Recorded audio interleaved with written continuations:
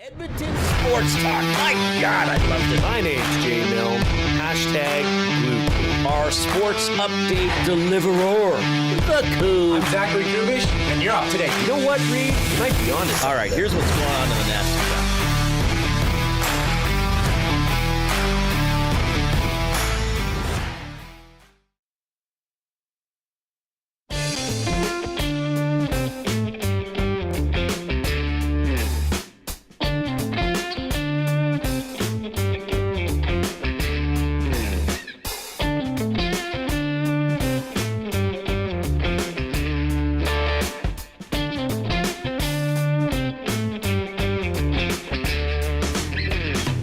Hey, Jay, you know what that is? That in the air? It's the foul stench of discontent washing over oil country. Yeah. I was doing it with a straight face, and then those guys started laughing out there. It's the foul stench of discontent. Another book I could write. What I have, Reid Wilkins and the Chamber of Thoughts. Reid Wilkins and the foul stench of discontent. That's what it's like being an Oilers fan right now. My goodness, they lost again last night, if you haven't heard. We will talk about that. We'll have a clip or two from after today's practice. Who do they play tomorrow? The Carolina Hurricanes. That's a 5 o'clock game, so our coverage will commence at 4 with the GCL Diesel Oil Stream pregame show, Tom Gazzola and Hernan Salas, to set that one up as the Oilers will try to salvage a point or two out of this trip. We will talk a little. Well, here's the thing. We have some Oscar-related themes without talking specifically about the Oscars. Both you and I like talking about movies as a bit of a divergence, as a bit of a meandering topic at some points. I think I teased the off-topic with Gager and Hernan when I was on with them. We'll get to that in about 12 minutes. I think it's going to be a fun one. Yeah. Because it's inspired by the Oscars, but it really has nothing to do with the Oscars. Maybe. It could be. We don't know. Is Denis Villeneuve, director of Dune Part 2, listening to the show? Maybe. Could be. In that case, it would be a really interesting response that we would get from him. But we'll dive into that as well. We'll have some fun with our buying or selling in our afternoon debate, but plenty of Oilers discussion, of course, because their lack of results, shall we say, is really driving the conversation for a lot of sports fans. Shaggy in St. Albert says, Reid, you seem surprised they lost. You had foretold it. I didn't think I was acting surprised at all. Did I act surprised, Jay? You know me quite well. You're here in the room with me. No, it was more of a statement. It was more of a brash statement about the general feel and discontent in this city. Right. Which you can smell. You can smell it. It's the foul stench of discontent. Yes. Jay was busy this afternoon. I wasn't so much. I was too busy getting carried around by Tom, literally. Doing the dunk video, if you saw that today. But we'll dive into some trade target possibilities, more trade talk in the next week, obviously, leading into the deadline 1 week from today, which is going to be interesting to see now what the Oilers do and if they're spurred further if they're more motivated to do something, I guess, because of this 5-game losing streak, in which, quite frankly, they had a chance to win, I guess, 2 of the 5 games. The Colorado one, they were actually ahead in that one. Mm-hmm. And last night, I suppose they had a chance, but ultimately couldn't get it done in the third period. You can get in touch, 780-218-9999. That is the River Cree Resort and Casino inbox. River Cree Resort and Casino, home of the Tap 25 restaurant, where the entire menu is 50% off 7 days a week from 2 to 5 p.m. I did it again, Jay. An early show pen drop. Hang on. All right. I got it. You can also email Reid at EdmontonSportsTalk.com. Oh, my goodness, a limerick has come in. We'll do limerick throughout the show. And you can also, what did I miss? The text. Oh, the Nasty Chat. How could I forget? Jump into the Nasty Chat, the good old diabolical dialogue on YouTube. You can chat with us. We may or may not read some comments there, but more of that is about just chatting with each other about whatever topic you want to dive into. And if you are on YouTube, remember, click the thumbs up, that little Fonzie button underneath the video screen. Click, click, click. Must you click? Please, please click. Must you click? You must click. Thumb, thumb, thumb. We people have been really rallying with the thumbs this week. Thank you for that. We appreciate that. People have adopted that. And while, yeah, sure, it's some instant gratification for us, but it does help the show get suggested to other people. We need your help as well. Hey, we're doing our thing. We got to keep working, and we're going to talk about something you did today, which is pretty fun. We're going to keep working to promote the station, to grow the station, to bring you excellent content that you enjoy and maybe is fun or thoughtful or informative. But you can help as well. Spread the word. Tell a couple of people. When I first tried Fabergé Organic Shampoo with pure wheat germ oil and honey, it was so good I told 2 friends about it, and they told 2 friends, and so on, and so on, and so on. You know what that makes me think? We should have an Edmonton Sports Talk shampoo. Yes. Could you imagine the commercial? Like Dustin, in the shower, like shampooing his hair. It's like, wow, this Edmonton Sports Talk shampoo is great. What's in it? And then like Trev pulls back the curtain. Well, Dustin, I'm reading the ingredients right off the bottle. And then Matt's behind Dustin in the shower. Oh, that got bizarre very quickly. What would be the name of because the 6 o'clocker lager, that worked. What would be the name of the EST shampoo? Yeah, what would be the name of the EST shampoo? Tell you what, send them in. Send them in the name of the EST shampoo. But anyway, like the old shampoo commercial, and that was Heather Locklear speaking on a commercial from the mid-'80s. Tell a couple of friends about it and tell them, hey, check out this station.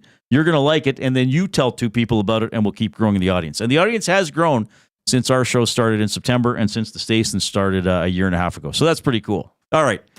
Speaking of growth, we are in the Chamber of Commerce. Yes. You and I have nothing to do with that, correct? I didn't anyway. Did you? That was all Dustin, wasn't it? Dustin set it up. He arranged it. I appeared at it today, or at least I think I was there. All right. So tell me about the day. Well, for those that didn't hear, I mentioned it on the morning show. I was picked up at a Capilano Mall at 8:15 in a white van, very nondescript, blindfolded and taken downtown to an underground parking garage. This sounds like an abduction, not a meeting. Oh, no, I was invited.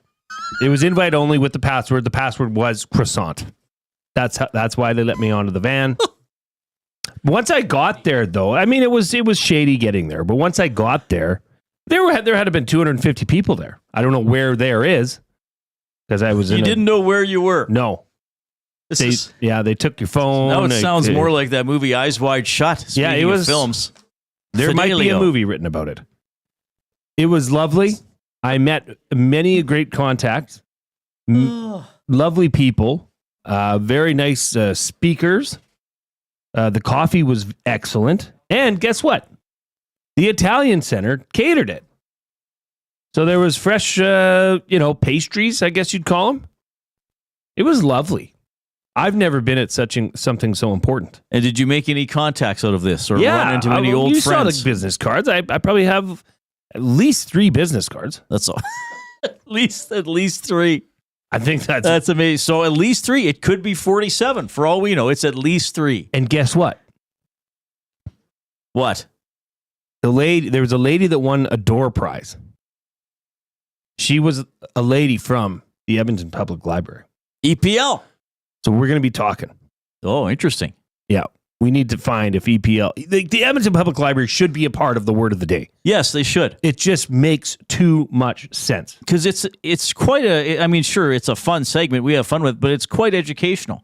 I've learned a lot of words that I continue to use.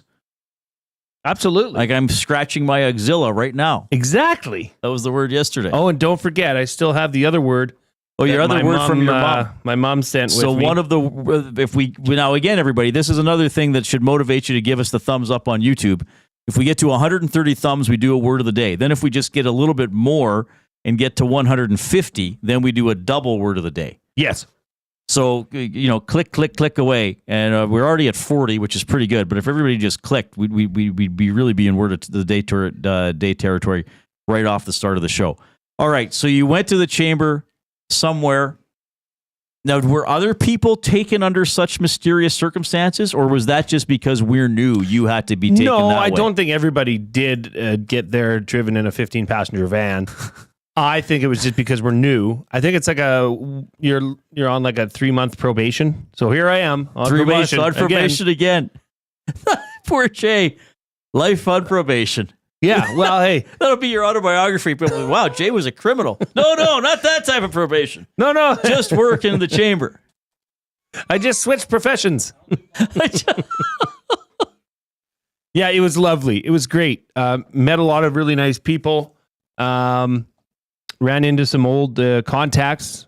So, yeah, it was good. I mean, the point of it is to be there with other businesses, and there's a specific spot where it's called networking. And you go and force yourself into people's lives. And boy, am I good at that. You are good at that. Years of doing sales in the furniture industry. Yeah. And crushing people in football games. That's right. You know, Fordo, who was on the show yesterday, the Disney animator, I said, we got to get you on again. That was excellent. That was fun. And he said, yeah, maybe next time I'll come on the show and mention that I've had 3 concussions in my life and you gave me 2 of them. Oh, wow. I said, why didn't you tell me Yeah, about I that? wish we would have got into that. He's like, I didn't remember. He wasn't that guy you destroyed in the video we played earlier this week, though. No. Okay. That would have been when I was with the Wildcats and he was with the Hilltops. Because that's the only And then time. you were U of A teammates. Yeah, but we would have never hit each other that hard. No, so yeah. At least I hope not. But he didn't remember. Right. That was a good interview. Okay, so you went to the Chamber of Commerce meeting. That was incredible. Incredible. And also, last night, did you not do something a little athletic? Yes. Or a lot athletic? So it was my daughter's wrap-up party for their basketball team. So it was parents v kids, and it was awesome. I was, you never know what these things are going to be like. You're going to get the one dad that thinks he's Michael Jordan, and so I was the only one that blocked kids. I swatted 2 kids. You actually did? Heck yeah. Your daughter. One was my daughter, So she went to take a shot. and I How old is she again? 10. And how tall is she? About half my height. Well, what are you, 6'2"? 6'2". So your daughter is 3'1"? Maybe a little taller than that. That's J. Bill bragging about blocking a 3-foot person. I'm still bragging about blocking You it. should have seen me dominate. Like, this kid took the shot. Well, no, I mean, there And was this other. it was like it was still on the, like, it was barely on the way up. Well, because Okay? everybody And was I playing. knocked- Everybody was playing patty cake, and they were letting the kids dribble and go to the hoop. I I'm hope like, your screw daughter this. is listening right now so she can text you her actual height. I don't know. She's about half as tall as me. Really? What is it? She's 12? She's 10. That She's one's 10.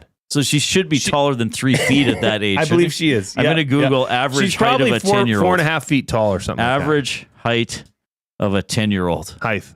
Height, yes. Of So a 10 there was another girl on the team that This is had incredible. a breakaway, and I tracked her down and I swatted it out of the gym. And I landed and I said, "Get that out of here!" No, I didn't say that. That would have been amazing. The average height of a 10-year-old girl is anywhere between 50 to 59 inches. So 4'2" to 4'11". She's probably 4'7". Okay. 4'8".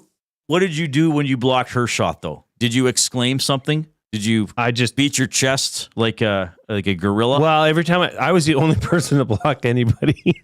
Were the other dads like, "Whoa, buddy, what are you doing?" No, they were like cheering because this is like you can't just let them waltz to the rim. And or did they you just- slap it right back in her face or out of bounds? No, I just tipped it and it went out of bounds. It was good. And what did she do? She laughed. She "Dad." laughed. Okay. She laughed. She knew it was coming. But then you did that to another person's kid? Heck yeah. And what did their parents They say? got to know they're going to go up against taller kids in life. This is what it feels like. Did they keep score in this game? Yeah, we So won. was this dads against the kids or no, parents. Any So- parent any against parent. the kid? Okay. So I think we won 59-48. Were you just dominating in the key? No, You're just holding the ball above your head? no, it was very entertaining. It was very good. Oh, my God. Well, congratulations on your victory. Thank you. Were you the tallest parent?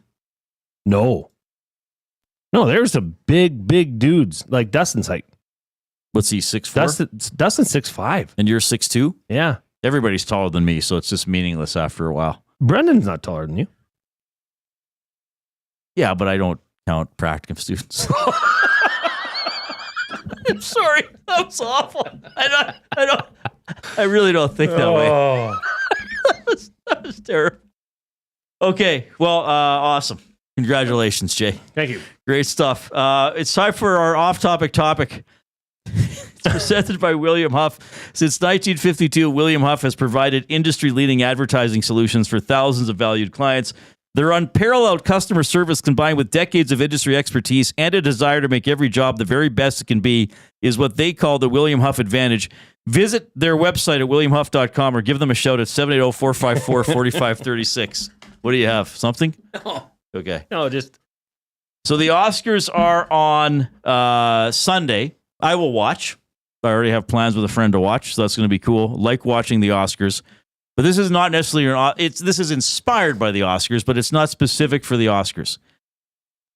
If you won an award and had to give an acceptance speech, so picture an award that you could win, like Smitty the Welder might win Welder of the Year, right? Yeah.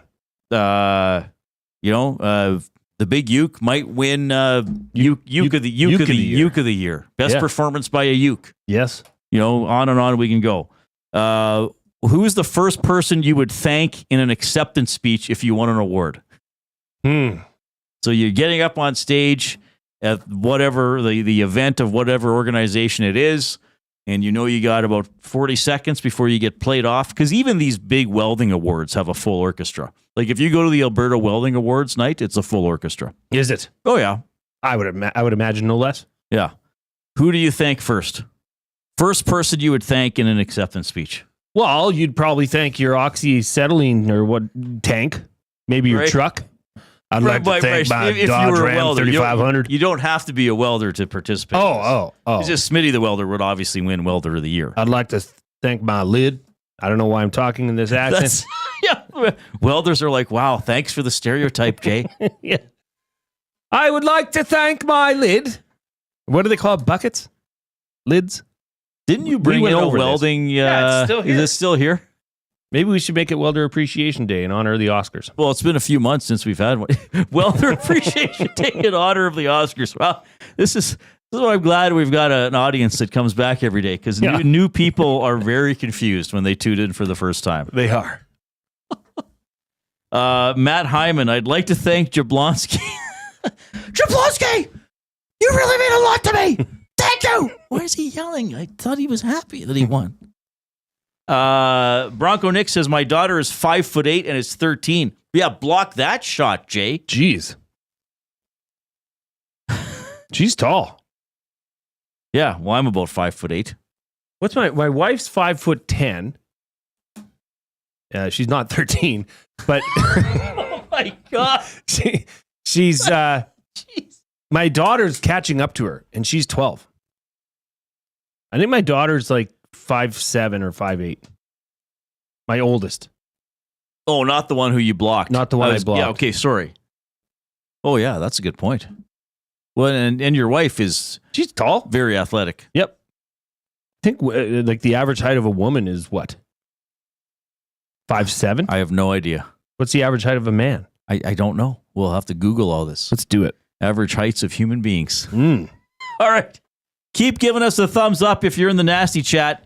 We are already, so the show is 1/9 of the way through the show, and we are over 1/3 of the way to double word of the day territory. But I'm not saying this so you slow down and are like, I don't need to thumb today. No, you need to thumb today. Because we want to rise. We want to see how many thumbs up we can get. Click, click, click. Must you click? Please, please click. Must you click? You must click. All thumb, right. thumb. We will dive deep into another miserable result for the Oilers. The word passengers used, the deadly P word by Chris Knobloch. We'll talk a little bit, of course, about Skinner, about Draisaitl, all coming up. But here comes Brendan Eric with the sports update.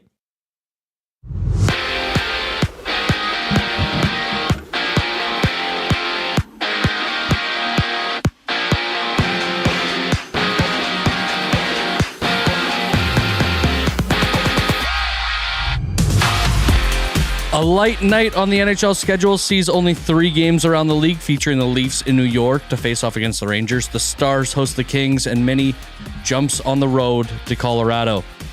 The pride of Fort Saskatchewan, Kirby Dach, has underwent season-ending surgery on his right knee.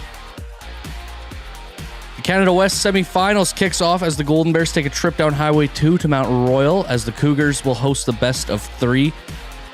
In the ACAC, Augustana drives the same highway, but they get off in Red Deer to play the Kings. And tomorrow, Game 2 between Nate and Concordia goes.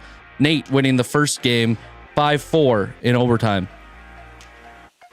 10 games around the association, including the Bulls playing the Raptors, who opened up a roster spot by waiving veteran PJ Tucker earlier today. The Titans in the East tip off when the Cavs and the Celtics meet up, and the Pacers head south to take on the Heat.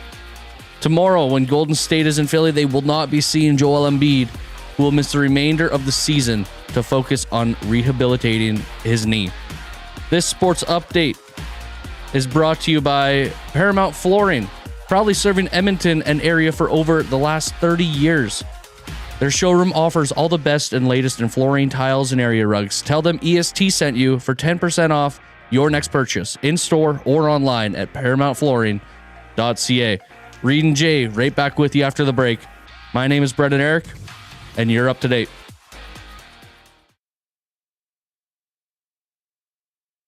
GCL Diesel has been serving oil country since 1972. From diesel cars to SUVs to pickups. From farm tractors to school buses to a big rig. From diesel generators to forklifts, GCL can test, troubleshoot, and repair all diesel fuel system components. Whether it's injectors, pumps, turbos, filters, or additive, GCL has the parts you need to keep your diesel running the way it should. For genuine diesel parts at wholesale prices, visit GCL Diesel in the West End or online at GCLDiesel.com. GCL Diesel. Diesel understood. Food Sausages makes their meat with nothing but the best local ingredients. From chicken, beef, and pork, their gluten-free sausages are packed with flavor. Every single bite. Get a 10% discount when mentioning Edmonton Sports Talk in-store or use the code EST when shopping online at foodsausages.ca. Plus, you get free delivery on orders of $100 or more. Find them at 6736 99th Street. Food Sausages. You can't beat our meat. Hey Edmonton, ready to take advantage of lower rates and better pricing? South Fort Chevrolet in Fort Saskatchewan has you covered. From rugged trucks to sleek SUVs. And with over 40 years in business, you can trust that you're getting the best deal on your new ride. As the proud title sponsor of the Nielsen Show, EST listeners can drive a little to save a lot with South Fort Chevrolet's transparent pricing and down-to-earth sales team. Visit us today in Fort Saskatchewan or online at southfortchev.com. The grand opening sale at Sit and Sleep is almost over. This is your last chance to take advantage of the special introductory sale prices on all mattresses. Stop in today for a free pressure point scan using cutting-edge technology so sleepologists can identify the perfect mattress for you. Right now, get free local delivery on any mattress over $7.99 and receive a free bamboo cooling mattress protector. Enjoy grand opening savings with every mattress on sale. Join us on location today for the final celebrations at Sit and Sleep in South Common next to Planet Fitness. Don't miss out the grand opening sale ends soon.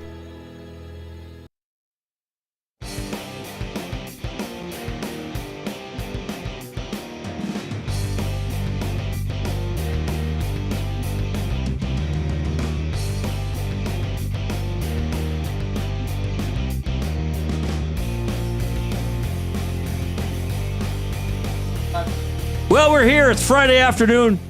Hey, we're going to talk some Oilers, but we also want to put a smile on your face and have you feeling good going to the weekend. The Oilers do play tomorrow. I know that Jay, and look, I don't, I mean, we host a talk show, so you want to grab people's attention, but I don't do things to be like sensationalizing things, you know? So when I said the Oilers were going to go 0-5, I wasn't doing that to be like, oh yeah, I was going to say they're going to go 0-5, and then people will talk about me. No, I actually thought they were going to go 0-5. Like I wouldn't have said that. Now, I still hope I'm wrong because as I often say, I want people to be happy. A big part of my life, not just professionally, even outside of work, for the past decade plus, has been talking to Oilers fans and often trying to make them feel a little better or talk them down a little bit. So I didn't bring that up to be like, oh yeah, I'm going to be negative this time. Like, no, I actually thought when I saw them lose to Philadelphia, no, I didn't say it on air until I think they were 0-2 or 0-3. I think I hinted at it Monday and Tuesday, and then you Wednesday, said it in our group chat after the Philadelphia loss. I said this looks like an 0-5 road trip, and I meant it. I seriously meant it. But I don't say that because I'm like, oh, I'm going to be negative. If I said that to me, that is a neutral, processed observation that I had, that it looks like it's going to be an 0-5 road trip. I hope it's not. I hope for everybody's sake they win tomorrow. So now, having said that, I know I said that was a downer thing. There are downer things to talk about for the Oilers, but hey, this show is also, we're going to have some fun today, and we will talk about some other stuff.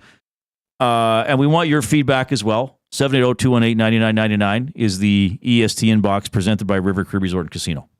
William Mike Spear says, hey guys, I don't know the name of the shampoo, but as Oilers fans, it can definitely be No More Tears.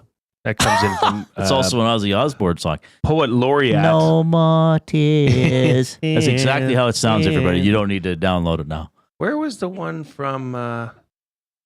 here, Vic. The Tales of the North, nasty shampoo. Once you use it, you never go back. It'd be like the Suds of the North. Using the Tales of the North nasty shampoo would be fugacious, he says. What did that mean again? I don't remember all the words. I'm sorry. Fleeting. Oh, okay. Yeah. That's funny. All right. But we'll have a lot of Oilers stuff to talk about. And I know that's heavier right now for everybody, but hey, it is just a game. I know you're passionate about it, but we'll talk about that, and we'll see what they need to work on. I think we'll talk about some deficiencies. I think we'll also talk about the other side of it when we do buying or selling. About, are there things that perhaps mitigate how poorly the team appears to be playing? Like, are there other things to look at that might make you feel, okay, this is a bad stretch, but maybe there are still some really good things to come. We'll talk about all that kind of stuff. We do want to flashback. Sorry, did you have anything else you wanted to get to right now? No. Keep clicking. By the way, I'm glad people are rallying quickly with the thumbs up on YouTube. 3/4 of the way to 100 already. Halfway to double word of the day. Don't slow down. Like Lionel Richie said, don't slow down. Was that him that said that? I think he said, hello. Remember the video? The hello video? Yeah. No. Okay, so in the video to Hello by Lionel Richie, again, if you're new to the show, this meandering happens quite often. Welcome. Please get used to it. We will get to what we were going to talk about. Brendan's like sitting back there. He's like, I knew it was bad. I didn't know it was this bad. Brendan's like, my practicum report is not going to make any sense. Jeez. So it's hello, and I think it was Lionel Richie in the video. He plays like a character. I think he was like a prof at a college or an art school or something like that. And he's singing hello. And then they show a woman making a sculpture, right? And I think it's implied that they are maybe lovers or new or have attraction to each other, but haven't. Hello. Right. So then at the end of the video, he walks into her studio or whatever, and she has sculpted Lionel Richie's head, and then she turns out to be blind. And she did a perfect rendition of his head. Of his appearance, yeah. Very romantic song. Well, I don't know. Based on the video. That would be my walk-up song if I was a major league hitter. Is it a base hit you're looking for? Okay, so anyway, I think Lionel Richie did he have a song called "Don't Slow Down"? Or was that the name of the album? Can't Slow Down. Can't Slow Down. Can't Slow Down. And is that the album? That was a song. And was it on the same album that had Hello and Dancing on the Ceiling and Say You, Say Me, or whatever it was called? I don't know, Reid. Right now, people are stunned by my apparent Lionel Richie knowledge, or perhaps lack of it. He's great on American Idol. Is he on American Idol? Yeah. What does he do? He's a judge. Oh, I didn't know that. He's awesome. He's auditioning. So my name's Lionel. He comes out. I've always wanted to get an interview. Lionel, we've heard this before. Yeah, Lionel. Is it me you're looking for? Song's 40 years old. Lionel, where's my buzzer? Get off the stage. Okay. You can also email Reid at EdmontonSportsTalk.com. Wow, the limericks are pouring in. We got 3 of them. We'll get to them as we move along throughout the afternoon. Here is one clip from Chris Knobloch, the head coach of your Edmonton Oilers, from after last night's loss to the Florida Panthers. To get out of a funk like this, when things aren't going well and guys are really feeling it or really squeezing their sticks, we need everybody. And I felt that there was a few passengers. There were some guys that just didn't put in the effort that we needed. But for the most part, I think most of the guys did pretty much everything they could. All right. So the key part of that clip, and the one that has been talked about on other shows on this station, and I see being written about. I know Speck wrote about it after the game last night, or when it came out this morning. I can't remember. We had a few passengers who didn't put in the effort needed. Now, I want to say something about that first before we dive into the actual content of what he said. Because one thing that has come up about Knobloch this year, well, really ever since he became the coach, even last year, I would hear it on Inside Sports and after games, is that he doesn't show any emotion. He's too bland. He never says anything. That is saying something, folks. If you don't believe that is saying something, then I question your ability to listen and interpret things. He doesn't. Now he's okay. Yeah, I get it. He's not yelling. Okay, he's not slamming his fist into a pop machine. He's not necessarily sounding disgusted. I get it. Maybe his tone of voice is very calm. And tone of voice obviously can help communicate things in certain situations. But I think you also have to pay attention to his actual words. You can't just sit there and say, oh, well, he's monotone, so he doesn't care, or he can't fire up the team, or he never criticizes his team. We had a few passengers who didn't put in the effort needed, to paraphrase the meat of that clip. So I'm going to tell you something, everybody. I'm going to warn you, a little bit of foreshadowing here. That's like a screenplay term if you're writing an Oscar, right? Oh, let me write that down. A movie, yeah. That's something to remember when you write your Oscar-nominated screenplay. Little foreshadowing here. The next time somebody brings up that Knobloch doesn't care or doesn't reveal anything in interviews, I'm going to refer back to this. They lost the game by a goal, and he said we had a few passengers who didn't put in the effort needed. I think that's pretty darn critical of at least a section of that team. That's about as critical as maybe I've ever heard him. Really. That is directly calling out certain players and saying, you're not putting in the work. You're just along for the ride. You're a passenger. That is almost, it's one thing to when a coach comes out and says, yeah, so-and-so player, he called out Kapanen on that neutral zone turnover last game. Yeah. He called him out. But it was still in this very, in his way. Here he's calling out a group of passengers, right? And doing it quite reserved. I almost think that could be worse if you had to hear that as a player, as opposed to just getting your ass chewed out. You know what I mean? This is a calm, reserved coach saying, yeah, no, there's guys here that they're just along for the ride. Yeah. They don't care. Yeah. And sure, he could come out and say, okay, here are the 6 guys. He didn't, but he's kind of saying, all right, some guys pulled their weight. He's almost saying to his player. Now, we don't know what was said behind the scenes, but to me, that's a you better look in the mirror comment. Yes. Every Edmonton Oiler, even the guys who he doesn't consider passengers, even if you think you had a great game, to me, I'm challenging you guys to look in the mirror and bring a little more.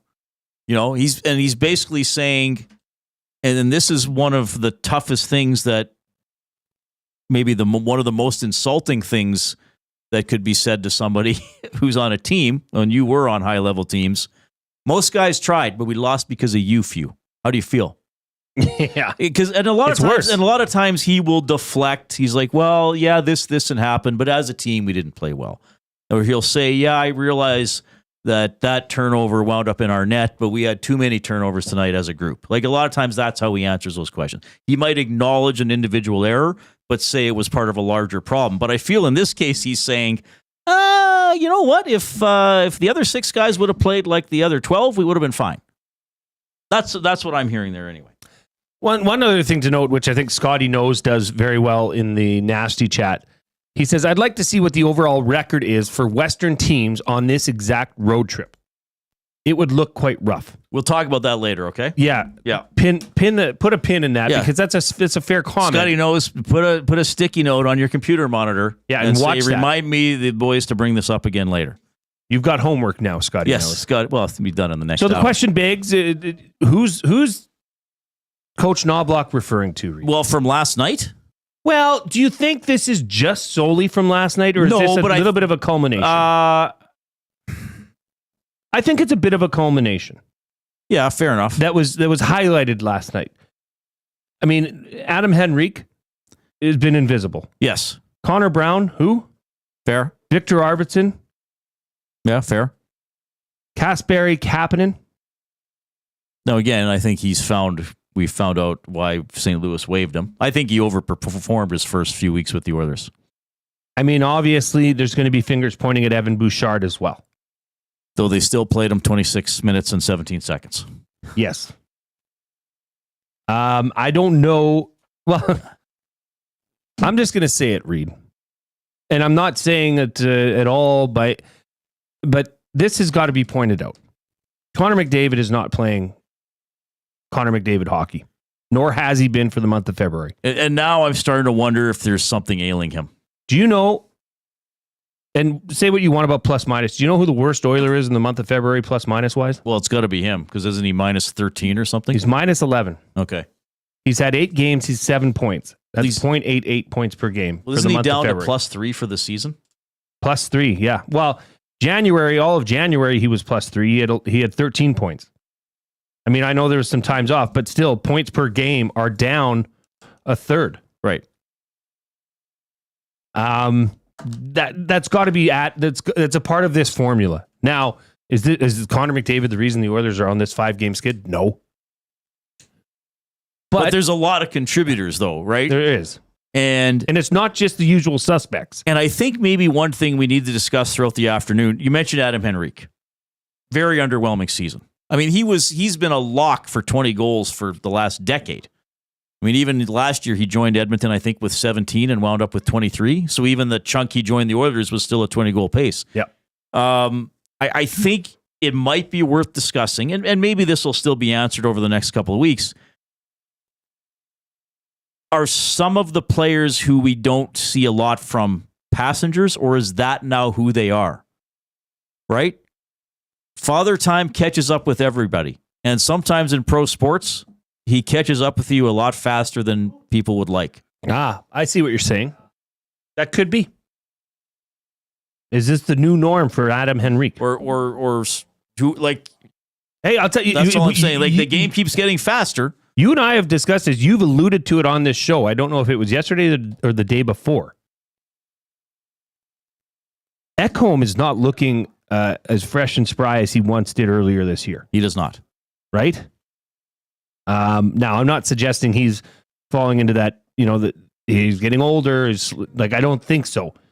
But, when you add up all these things, we're talking about Connor McDavid in a negative light.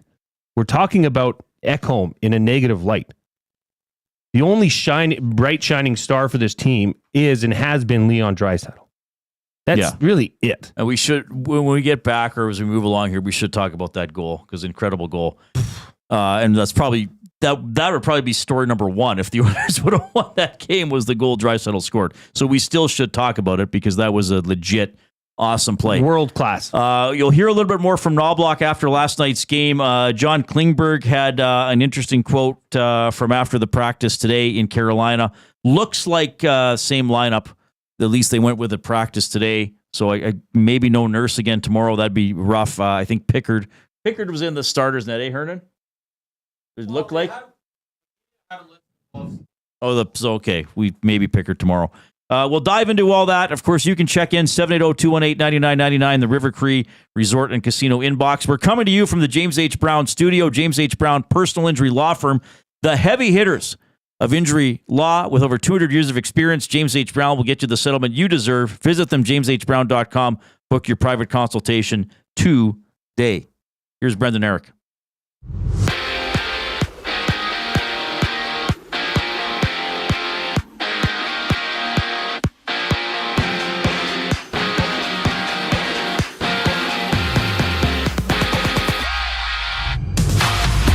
A light night on the NHL schedule sees only 3 games around the league, featuring the Leafs in New York to face off against the Rangers. Minnie travels to Colorado, and Dallas welcomes Los Angeles.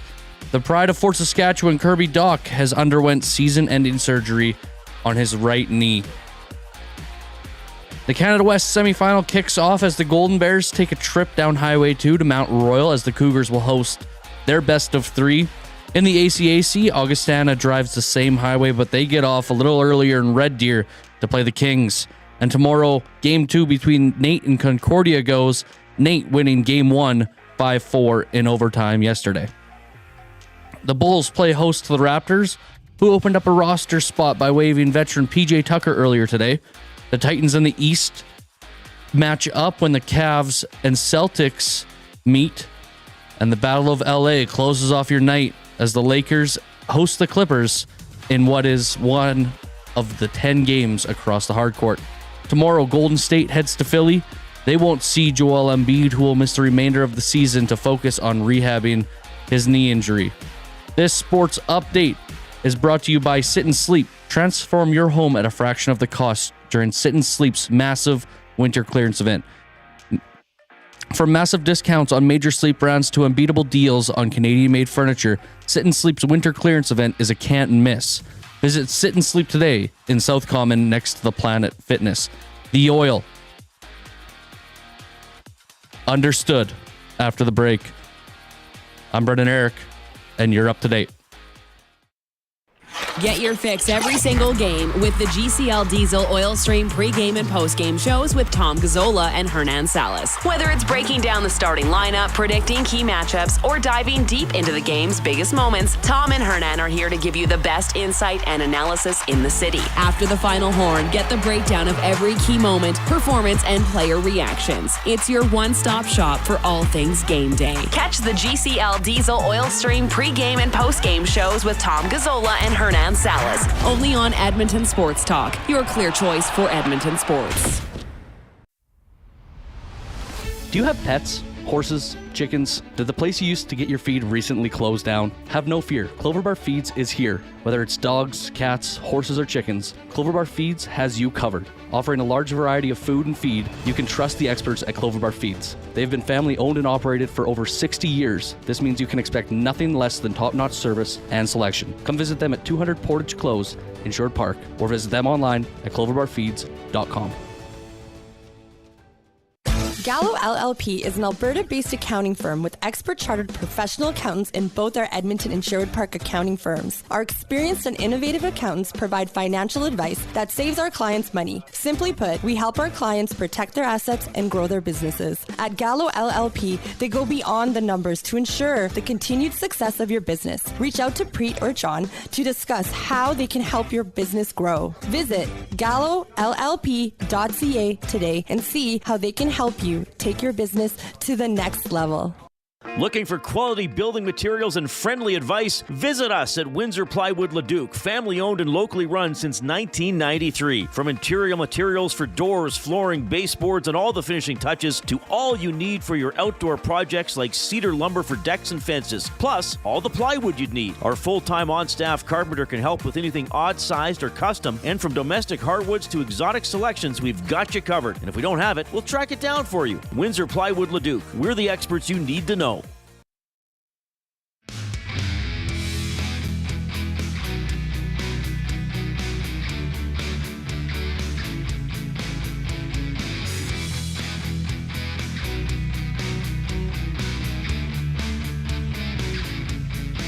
All right, 3:45 Friday afternoon, weekend coming up. I always think I say that, and then I'm like, some people probably work tonight over the weekend, and they're thinking, Reid, I don't have days off. Don't make it sound like it's all relaxing this evening. I'm sorry. But you cannot feel that way because it is the weekend. Yes, it's regardless. It's commonly referred to as the weekend. Yes, if you're working, it's still the end of the week. Fair enough. You just may not have the days off. That's right. So even so, we still want to lift your spirits. We still want to lift your spirits. Still want you to enjoy the end of the week. We want you to rise so high. You know what? We want to be the wind beneath your wings. Good. Yeah. That was the Emperor's favorite song, by the way. When he was a big Bette Midler fan, was the Emperor. Who isn't? Yeah. All right. 780-218-9999, the River Cree Resort and Casino inbox, along with Jason Milne. I'm Reid Wilkins. Oh, you know what? Portions of this hour presented by the Canadian Brewhouse. The Canadian Brewhouse wing flavors of the month are going head-to-head. The matchup, Spicy Dill 2.0 versus Bang Bang Sauce. Bang Bang! Which one has your vote? Head to the Canadian Brewhouse for wing night and find out. Our house is your house. I wonder how many Spicy wings. Dill 2.0 versus Bang Bang Sauce. If you were Sammy Hagar, how many chicken wings do you think you could put back in one sitting? That's what I think. I want to know. So there is Spicy Dill 2.0. So there was an original version of Spicy Dill. Now they have Spicy Dill 2.0. Yeah. So there would not have been a Spicy Dill 1.0. That's no, it just would the have OG. been Spicy Dill. Yeah, Spicy Dill. It's like I wonder what they revised. It's like Die Hard isn't called Die Hard 1. It's called Die Hard. I call it Die Hard 1. I was in Die Hard 1, McLean. I think that's this is a rare sighting. That's what Hans Gruber would be so annoying. He would call the movie Die Hard 1. Yes. What are you working on? What are you working on, Hans? I am currently appearing in Die Hard 1. Wait a minute. Like they know they're going to make more? I'm a thief, not a mathematician. I'll remind you of that, McLean. Who are you talking to, Hans? Anyway. Jen, next to see in the nasty chat, Bette Midler. We do have someone or some people in the nasty chat who are very quick at changing their... They're like shapeshifters. Yeah, they're like changelings from Star Trek. Yes. It's the Dominion War. I think, was that a proper reference? Because I didn't watch Deep Space Nine. Or Skrulls from Marvel. But someone or some people change their handle quite quickly or regularly to reflect on what we're talking about. For instance, we had Kiss posting after somebody asked about the road trip. Kiss saying, we enjoy a good Eastern road trip, but we like to rock and roll all night and party every day. We've had Matthew Kachuk in the nasty chat, Brad Marchand, Drew Dowdy, Shania T. Perhaps there will be Bette Midler at some point. Rip Van Winkle says there was Kill Bill Volume 1. True, but they had already made Volume 2, I guess. But that's a good point. They knew they were putting out the two volumes. Yeah, Corey B says it could have been 1.5, version 1.5. Well, how do we start talking now about they're this? onto version 2.0. Oh, the Spicy Dill. I want to know what the revision was. Was it more spice or more dill? That's a good question. Or was it just more of both? That's an excellent question. Yeah. Maybe we should get to the bottom of it. It's up against Bang Bang Sauce. Bang Bang! Makes me think of the little kid from the Flintstones. That was Bam Bam, wasn't it? Bam Bam! He was strong. I bet you'd have trouble blocking his shot. Or once he did, he would pick you up by one arm and just start slamming you around like slamming me. That'd probably be good for my back.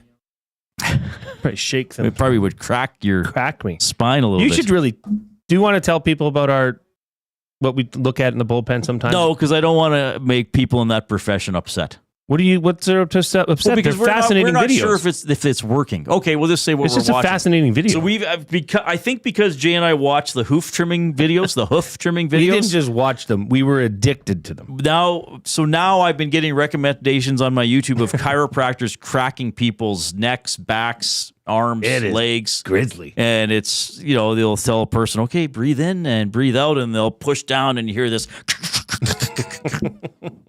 We should. It almost sounds a little bit like this. It's bones cracking, which, by the way, we believe is not bones cracking. Is it not air being released from the pockets in between bones? But yeah, that's now coming up on my YouTube. People getting cracked in chiropracticity. Yeah, what is that? If you're a chiropractor, you have a chiropractic practice? You practice chiropractic. Cartology. No, that's map drawing. You're a chiropractor. Are you a chiropractologist? No. What if you were a chiropractologist? What part of the body would you be relieving? Well, what's a proctology? Bum stuff. Bum stuff? Yes. I don't know if you want to be a chiropractologist. That'd be weird. Matthew Kachuk in the nasty chat. I am no changeling. I am the OG. All right. Keep giving us thumbs up if you're taking us in on YouTube. We are 5 short of 100, so let's at least get there before we hit the 1/3 portion of the show in about 8 minutes. And let's hear another cut from after last night's game from Chris Knobloch. Well, I just think about in the third period, just closing and giving them space, and they scored a key goal on them having a little bit of space when there shouldn't have been any, and they were able to get the zone and make a play when that should be eliminated. All right, so I think that's a key comment. No, first, we haven't even talked about the goaltending yet. The third goal on Skinner, that should be saved. I mean, it's Nate Schmidt. I know he has 6 or 7 goals, but it's not. I mean, if Sam Reinhart zips that one in, okay, maybe it's different. But you needed that one stopped. To that point in the game, Skinner had been matching, if not outplaying, Bobrovsky, who let in a terrible goal on the Kulak goal. But it's 2-2, and part of winning that game is keeping the other team off the board. So, yes, that was, as we've talked about, a savable shot that Skinner let in. And we've discussed that earlier in the week, that yes, he lets in some bad goals, but as I've always said, a lot of goalies let in bad goals. And Bobrovsky did last night. But then you got to make some difficult saves. And that was a key moment. And quite frankly, probably a save that wasn't that difficult that he didn't make. So, yes, that's a problem. Goaltending a problem on that play that put the Panthers ahead to stay. But I'll just replay this clip. It's not that long. Well, I just think about in the third period, just closing and giving them space, and they scored a key goal on them having a little bit of space when there shouldn't have been any, and they were able to get the zone and make a play when that should be eliminated. All right, so that's something you and I have talked about this week, and we've seen it in other parts of the season when the Oilers maybe have struggled. Very passive with defending, and that, to me, that's what Knobloch is saying there. Players had space to make a play that they shouldn't have. Yeah, you have to close on them. Yep, and it starts at the blue line, and this is one of the no. Actually, you know what? I'm going to actually put it this way.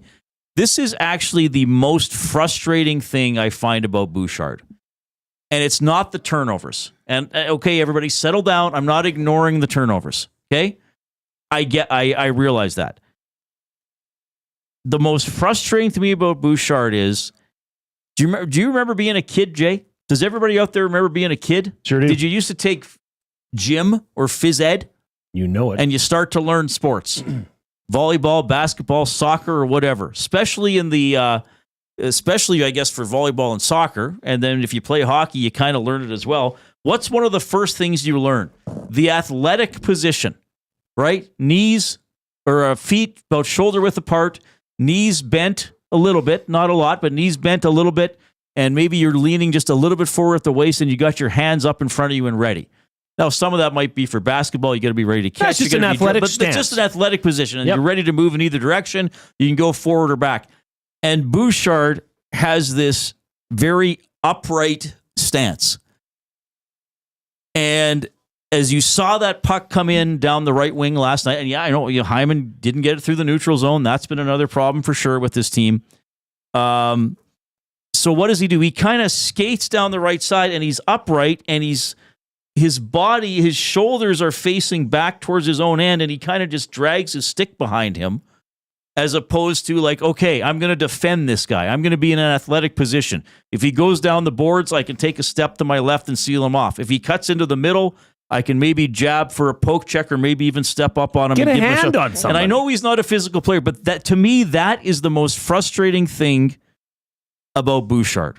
And I'm not ignoring other things that don't frustrate him, or that he doesn't have a power play show or doesn't have a power play goal or whatever. That's what I don't understand about him, is that he has made the highest level of his sport without sort of showing that athletic stance, that very common sports stance.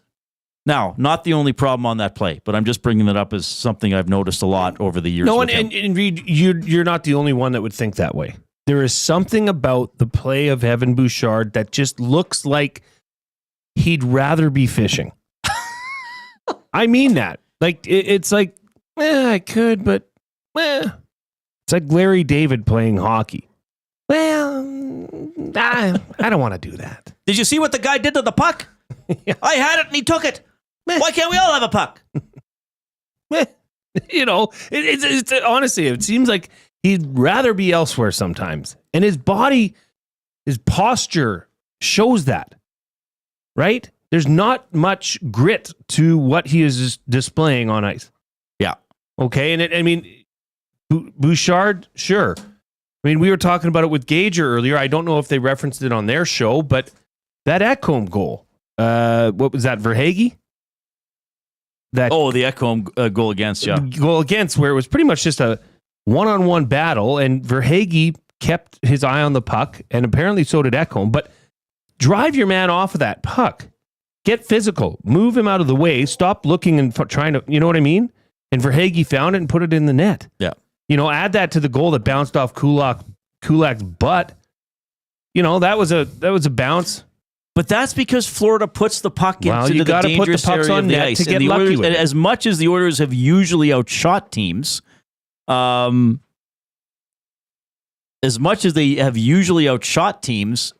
did not get the puck into the scoring area enough last night. I mean, they did it 6-on-5 when Hyman got that one to squeak past. And I know Gager talked about this. Even that Kulak goal.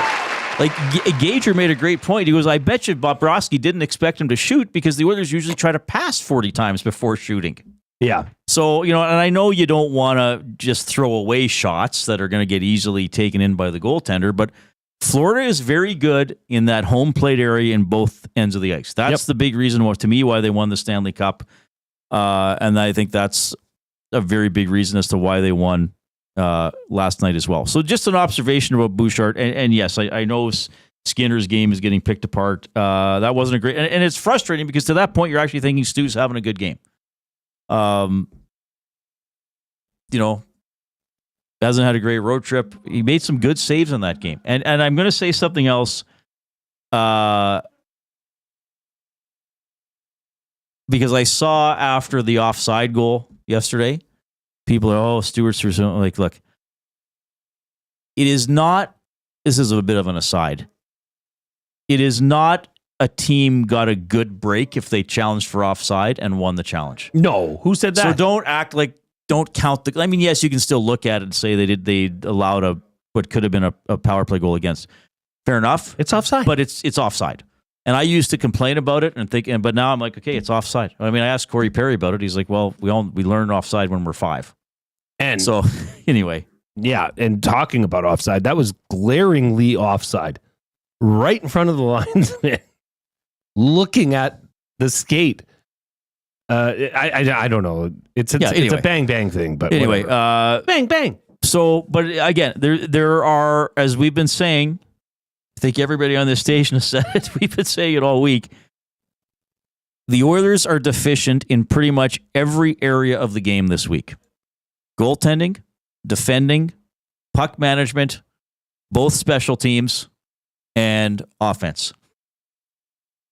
And I know we focus on the defending a lot, and fair enough, because for a lot of teams it starts there, and then sometimes you can get a turnover and go the other way. There has been very little offensive thrust outside of Leon Draisaitl. And we say that even though they've scored 3 or 4 goals and 4 times on this 5-game losing streak, but that's still been deficient as well. We'll keep rolling along here. By the way, this has been the Oil Understood, presented by GCL.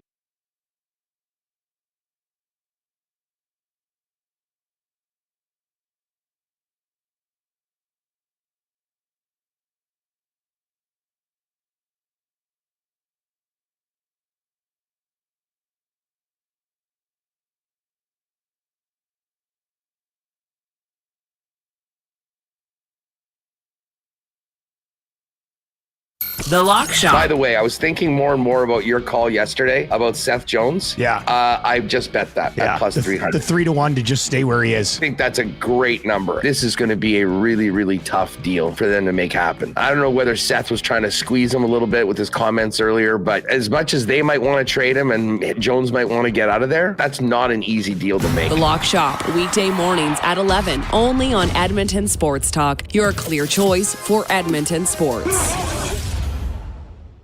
Your home for live music and great performances is the River Cree Resort and Casino.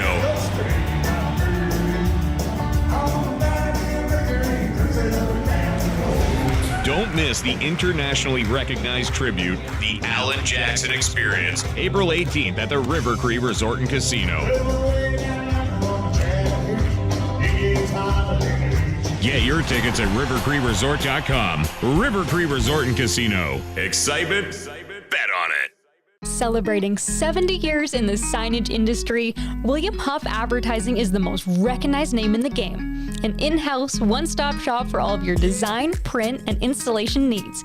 William Huff provides quality graphic solutions for everyone. Here in our City of Champions and throughout the nation, they are the preferred signage partner entrusted by many of the biggest corporations, pro sports teams, and organizations to bring their identity to life. Recognize the name, get in the game. WilliamHuff.com. Play more tables and games. Play more tables and games. Make the most of your bad game. Oh, you want to, you need to, you know just what you gotta do. It's time to add some fun to your life. Make the most of your bad game.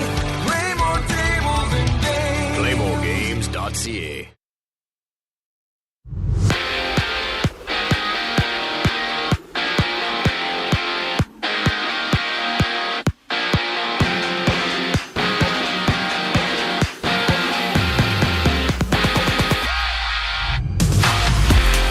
A light night on the NHL schedule sees only 3 games around the league, featuring the Rangers, who host the Leafs. The Kings take off to Dallas to face off against the Stars, and Colorado meets up with Milne. The pride of Fort Saskatchewan, Montreal's Kirby Dach, has underwent season-ending surgery on his right knee. The Canada West semifinal kicks off as the Golden Bears take a trip down Highway 2 to Mount Royal, as the Cougars will host their best of 3. In the ACAC, Augustana drives the same highway. They're going to get off in Red Deer to play the Kings. And tomorrow, Game 2 between Nate and Concordia goes. Nate winning the first game 5-4 in overtime.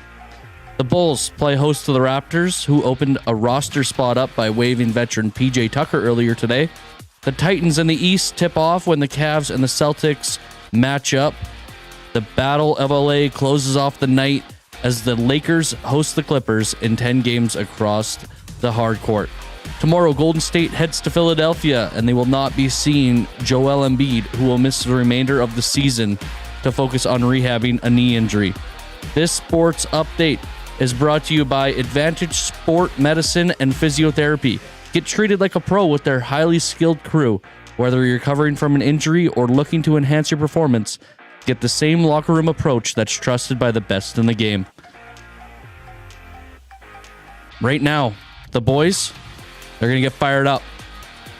I'm Brendan Eric, and you're up to date.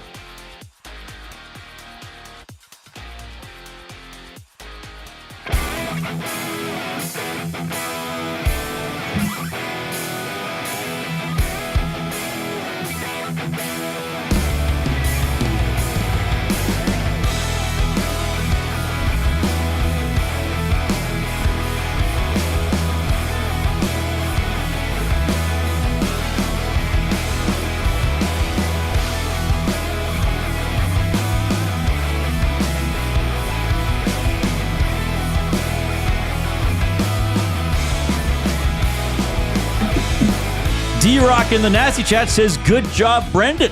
Brendan Eric filling in for Zachary Kubish for, I don't know, how long? A week? 2 weeks? 10 days? Do we know? You know what? We'll just show up and work with whoever's here. Well, there is a theory that Koob may never come back. That he may just keep going down the Pacific Coast Highway all the way to Mexico. Rip Van Winkle just put in the nasty chat. This is amazing. Is it me who is bugged by the term has underwent? I just told Brendan off air. I said, I think you will say he has undergone surgery. And Brendan was like, oh, yeah, thanks, Reid.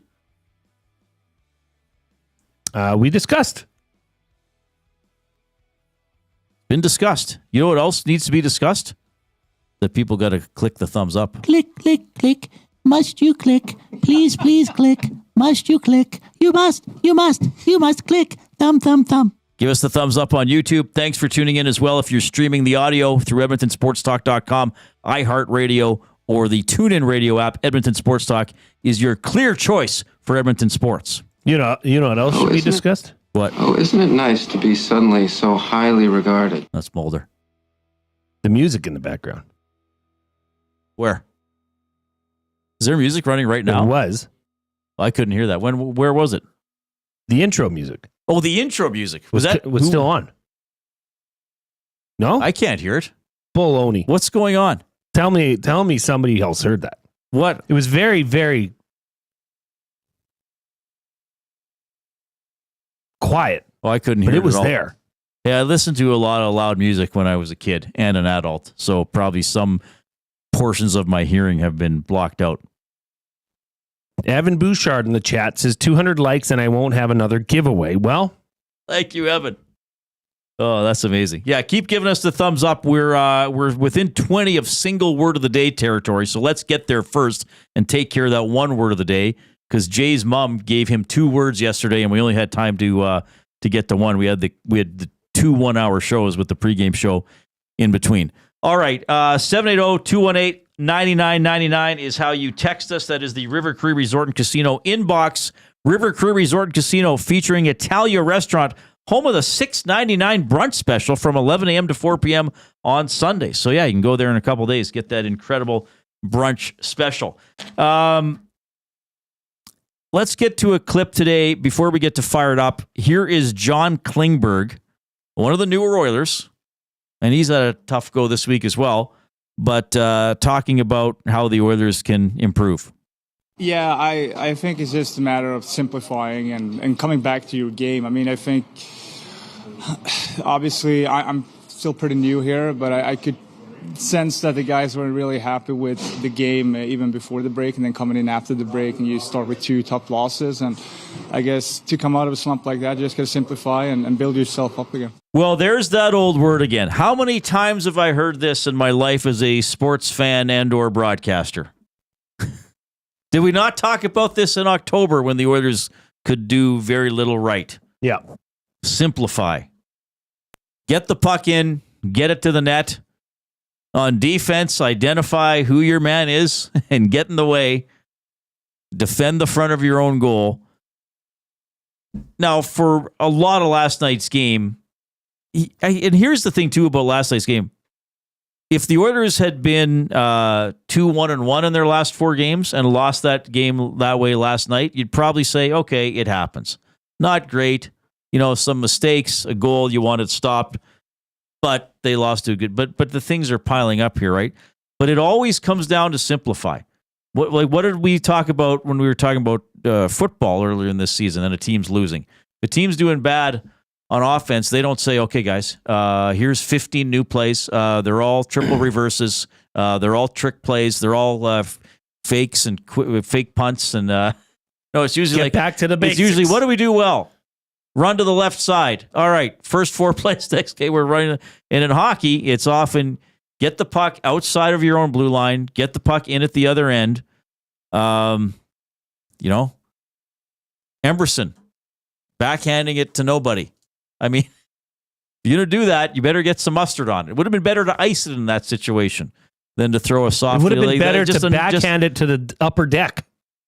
Well, it would have got a penalty. So what? But yeah. Turned into a goal.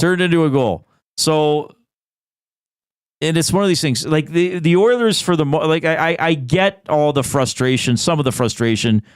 Well, they're a veteran team. They're a veteran team. Shouldn't they know better? Yes, they know better, but you still get beat sometimes and you still go through funks. And yes, maybe there are a couple important players who aren't playing fully at 110%, but sometimes you got to remind yourself, I'm sure Stephen King had days where he just couldn't write. And he had to tell himself, all right, I got to simplify. What do I do well? Let's start there, and then I'll build on that. I'm just pick Stephen King as a well-known writer, but I think it can apply to other professions. Just simplify. Just start doing the little things well. And the Oilers have not done that. Get the puck in, get the puck out. So we keep hearing that word. It often comes up whenever teams are struggling. Hopefully the Oilers can do that tomorrow against Carolina. River Cree inbox 780-218-9999 as we get fired up with texts. Gemco Fireplaces, proudly serving Edmonton and area for 45 years. The authorized dealer for Napoleon Fireplaces, bringing you fired up. Whether it's gas or wood burning, look no further than Canadian-made Napoleon Fireplaces.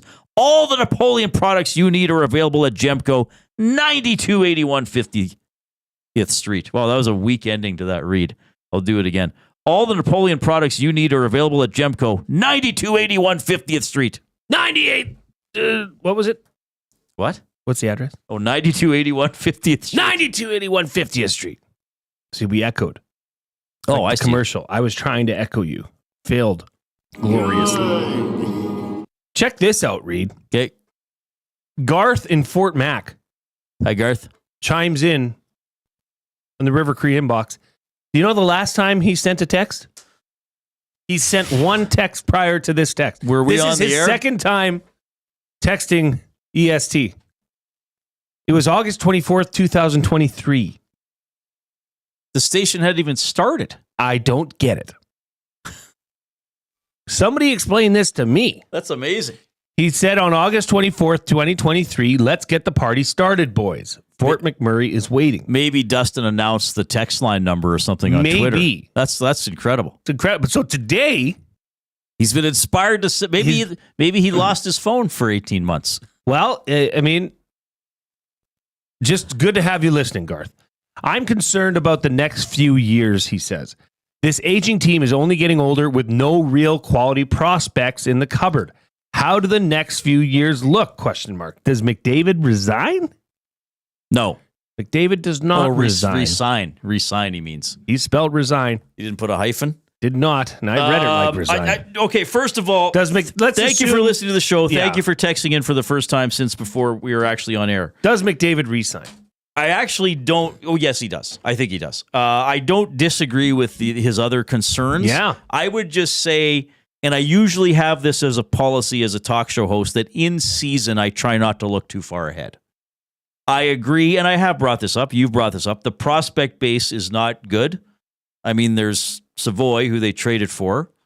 Akey might have some potential. I think there might be a couple other guys, but there's not a lot of... Well, Savoy maybe is going to be a top 6 player. We'll see.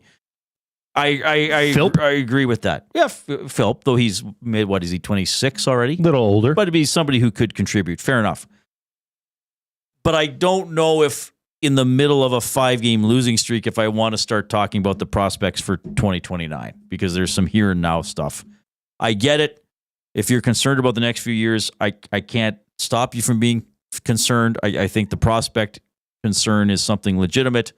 I just don't know if that's what people want to talk about right now.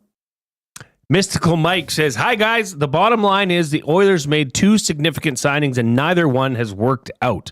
I'm talking about Arvidsson and Skinner. If one of them was on a 25 to 30 goal pace, the Oilers would be fine. Instead, the Oilers are relying too much on Connor and Leon. From Mystical Mike. Well, and lately a lot of just Leon. What were the exact stats for these guys now? Skinner is 9th on the team in scoring. 11 goals, 10 assists, 21 points. He's -6. He's played 52 games. And Arvidsson has played 44. Remember, he missed a chunk with injury. He only has 7 goals, 12 assists, 19 points. He is +6. When those guys were signed, I was way more optimistic about Arvidsson than Skinner. I did think there was a chance maybe it just wouldn't work out for Skinner. Sure. Because of his history and maybe his reputation for being a bit of a one-way player. Arvidsson's been really mystifying to me because he looks, like we've said, that he looks unpredictable, but in a bad way. Yeah. Like, where's he going to be?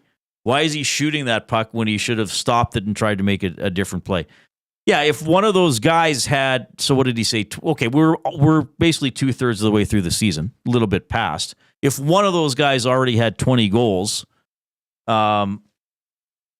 Yeah, I mean, that would make everybody feel better about the top 6. Would it mean the Oilers weren't losing 5 in a row right now? Not necessarily. Well, and that's something to keep in mind as you know, in terms of the I guess the overall production on the front line, and you know, like we talked about earlier in the show, is this group getting older, and maybe this is who Adam Henrique is now, but. You know, maybe that's something they look at specifically in trying to acquire some players leading up to trade deadline. We shall see. Yeah, I mean, I see somebody in the NASDAQ saying Nate Schmidt has 5 goals, Arvidsson has 7. But fair comment. But you don't even have to look off the Oilers roster. Brett Kulak has 7 goals. I know he's played every game. Arvidsson hasn't. What is Ekholm? Isn't Ekholm up to 8? You know, like if you were projected to be a top 6 forward, you should not be being matched or outscored by a couple of defensemen. Lamb Chop writes in and says, I get frustrated when I hear Evander Kane being talked about as a savior for this team. A 34-year-old coming off hip and knee surgery and going straight into a playoff pace, not going to happen. Reid, I agree with this.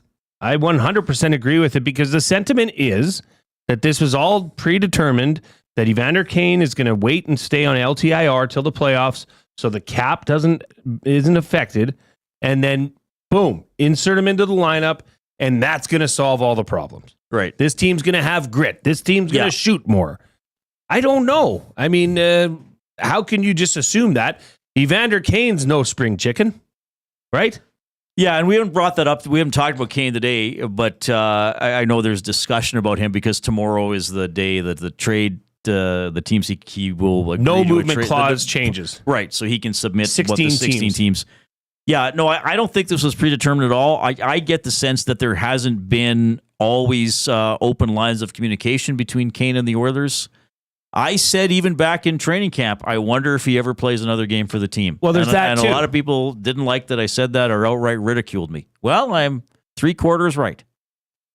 We'll see. You know, this is 2.5 years into his contract, and it just so happens to be a week before the trade deadline that this no move clause expires. And now, you know, there's 16 teams that are going to be added to it. Right. You know, there's a chance. I mean, you could never say there's a chance Evander Kane's not an Oiler come next Friday. Correct? Who's taking him though? Who's eager to add Evander Kane? Well, if you add him with the premise that, okay, Evander, you're going to stay on LTI. Oh, it's some crappy team. They're way below the cap. They can be like, hey, we don't really care if you play this year or not, but maybe you'll be something for us next year. Sure. Yeah, maybe. Hide him. He's already there. But, I mean, Gager said, yeah, a 34-year-old that just coming off hip surgery and had a knee scope. Right, and that's and when you say it like right, that, and that's where whether he's so let's say he plays, how can you say he's going to be the savior of the team? Okay, Klingberg's coming off missing. What did he miss? 13 months. He has not been awesome. So I would it'd be almost unfair to expect a guy to be that good. Well, and okay, maybe don't take it as far as saying that he's going to be the savior for the Oilers. But it would be fair to suggest and hope, I guess, as an Oilers fan, to say that he would be a contributor and he would contribute physicality. He would, Evander Kane shoots the puck, right? He puts pucks on net. That's something the Oilers desperately need. So, but is he going to be able to do that at a level that's the thing that is going to make a difference? The pace at this time of year.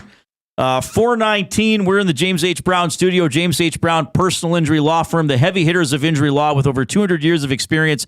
James H. Brown will get you the settlement you deserve. JamesHBrown.com is the website. Book your private consultation today. Here's Brendan.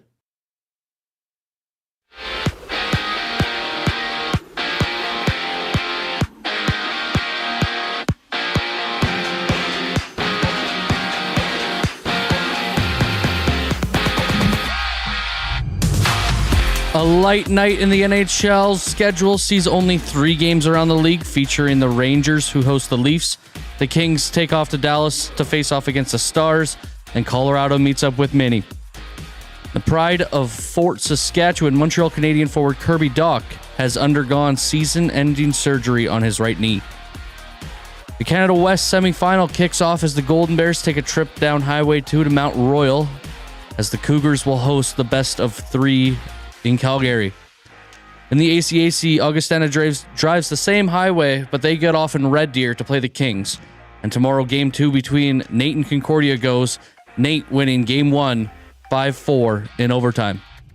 The Bulls are set to host the Raptors, who opened a roster spot by waiving veteran PJ Tucker earlier today. The Titans of the East tip off as the Cavs and Celtics matchup, and the Battle of LA closes out your night as the Lakers host the Clippers in 10 games across the hard court. Tomorrow, Golden State heads to Philadelphia, where they will not be seeing Joel Embiid, who will miss the remainder of the season to focus on rehabbing his knee injury. This sports update is brought to you by Find Edmonton. Find takes your unused furniture and home goods to help out those moving out of homelessness. Get donations picked up or drop them off for free of charge. Find out how you can make an impact at findedmonton.com or call them at 780-988-1717. That is 780-988-1717. Buckle up for the afternoon debate. It's after the break. My name is Brendan Eric, and you're up to date. Love is in the air. I love you. And you? And you? And you! Why choose between your beloved items? Sentinel Storage, keeping your treasures safe to be loved again. Try 4 weeks free. Details at sentinelstorage.ca.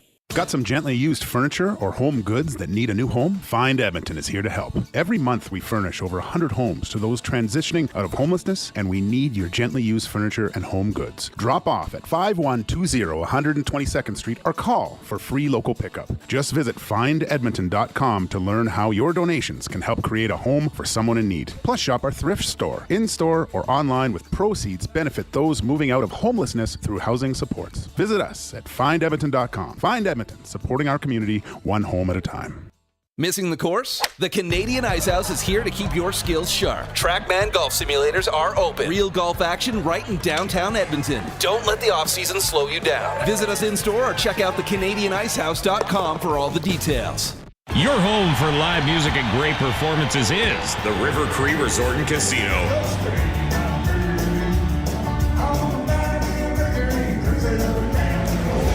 Don't miss the internationally recognized tribute, the Alan Jackson Experience, April 18th at the River Cree Resort and Casino. Get your tickets at rivercreeresort.com. River Cree Resort and Casino. Excitement? Bet on it. Tommy Gunn's Barbershop is more than just a barbershop. It's a top-notch, tailor-made experience from check-in to check-out. Get a precision haircut, a classic shave, or a facial to step up your style. Just walk in, relax, and let Tommy Guns take it from there. Find comfort in knowing their team follows the code, which is their commitment to care for you as a customer. Check out Tommy Guns today, in-store or online at TommyGuns.com to bring out the best in you. Tommy Guns, where every cut is done right every time.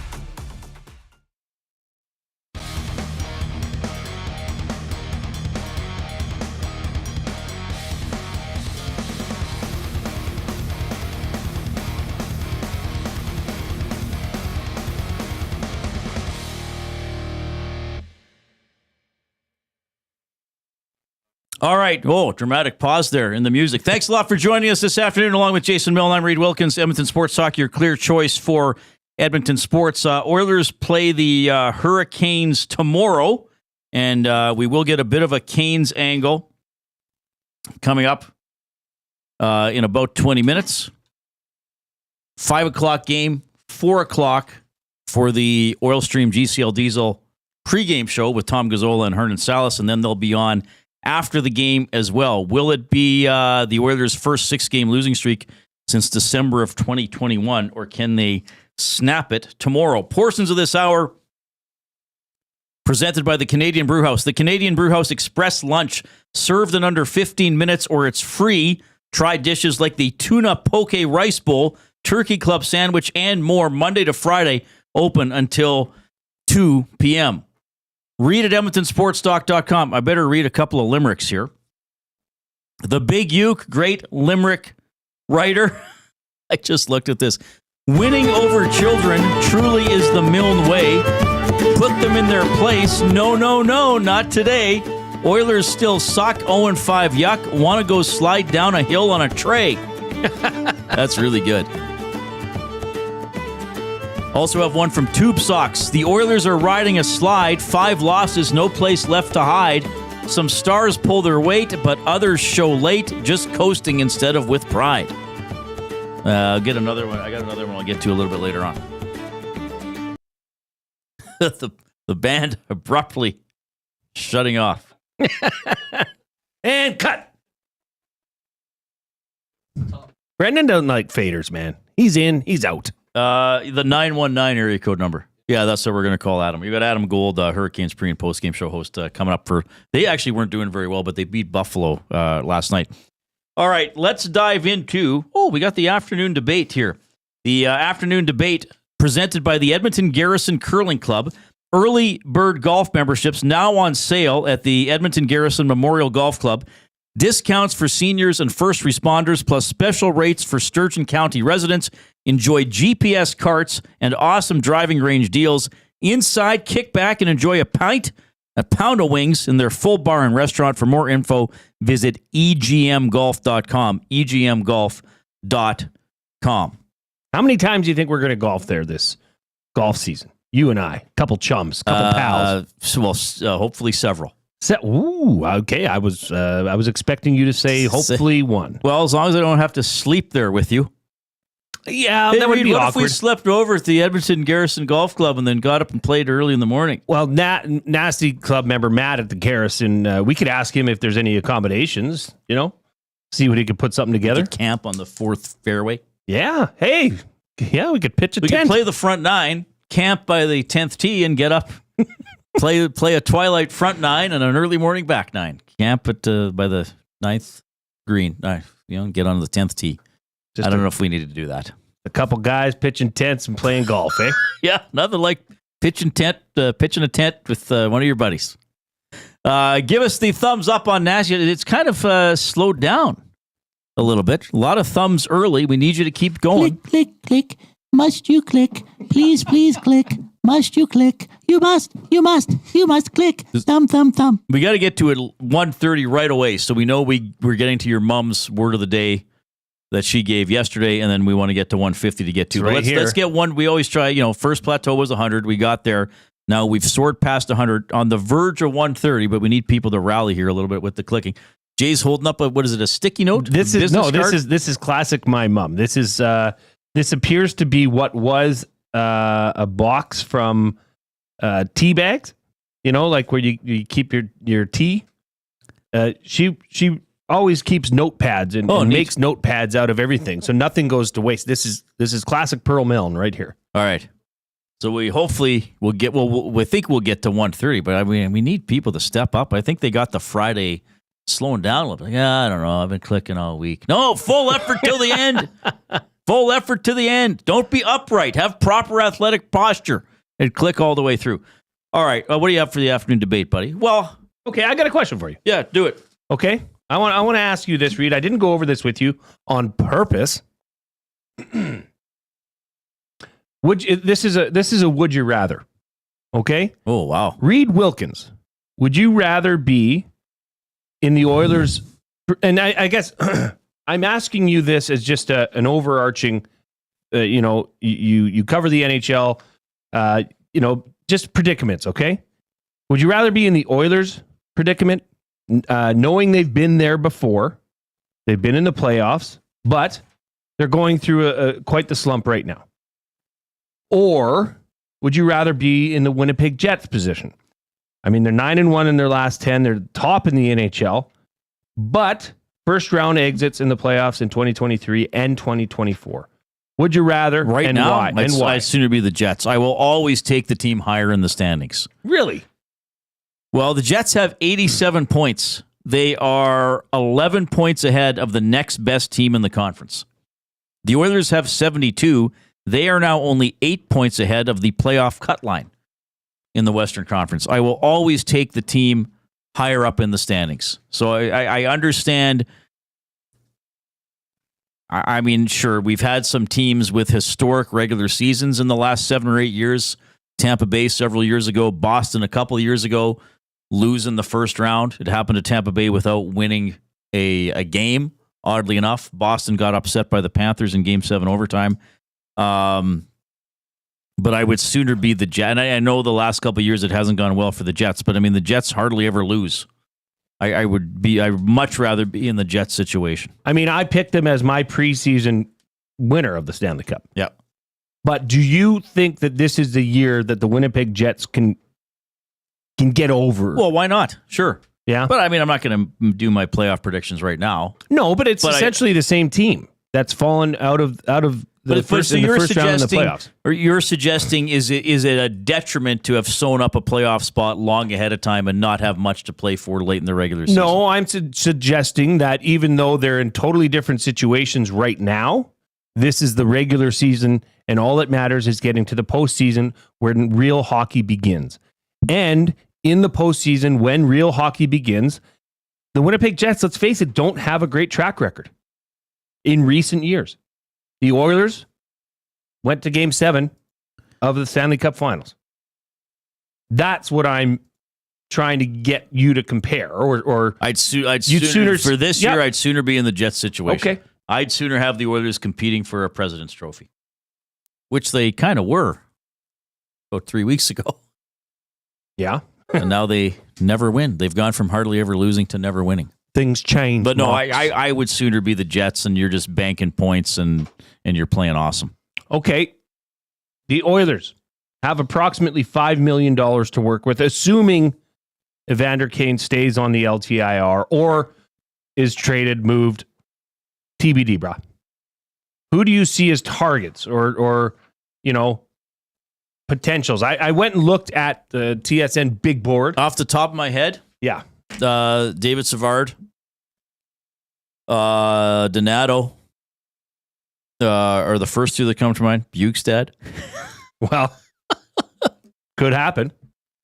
Who am I? There's another defenseman. Not Soucy, because I don't think Vancouver's trading with Edmonton. Well, and he's still got 1 year on his deal. Right. At $3.3 million. David Savard is a UFA. 34 years old, though. Okay. That's the drawback, or that's the issue there. Ryan Donato, 40 points at $2 million. UFA, 28 years old. As a center, that would be an upgrade for certain. Was it an upgrade on Henrique? Yeah. Oh, absolutely. Or allows Henrique to just check, I guess, or be a penalty killer, though the PK hasn't always been great. What about right shot D Connor Murphy? Now, he's got 1 year left on the deal, $4.4 million, 31 years old, but he would add... To me, that's a lot to pay for him. Sure. Jamie Alexiak? But now we're not just talking about guys better than Stetcher. Are we now also talking about guys better than Klingberg? Because how can they afford to be patient with Klingberg and just say, oh, he'll get better after the deadline? I don't think they can. You need somebody, I think, that's going to be playing with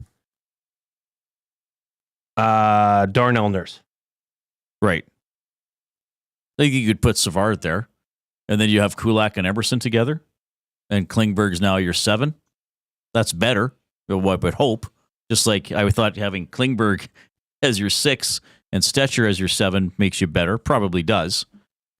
Why does Rip Van Winkle say at J. Milne, if Kane is moved, the Oilers won't have that $5 million, bruh? Well, they're getting LTIR relief right now. But then they wouldn't, I think they would still have it, wouldn't they?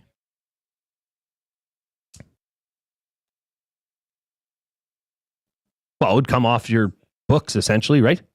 Right. Because you put them on LTIR.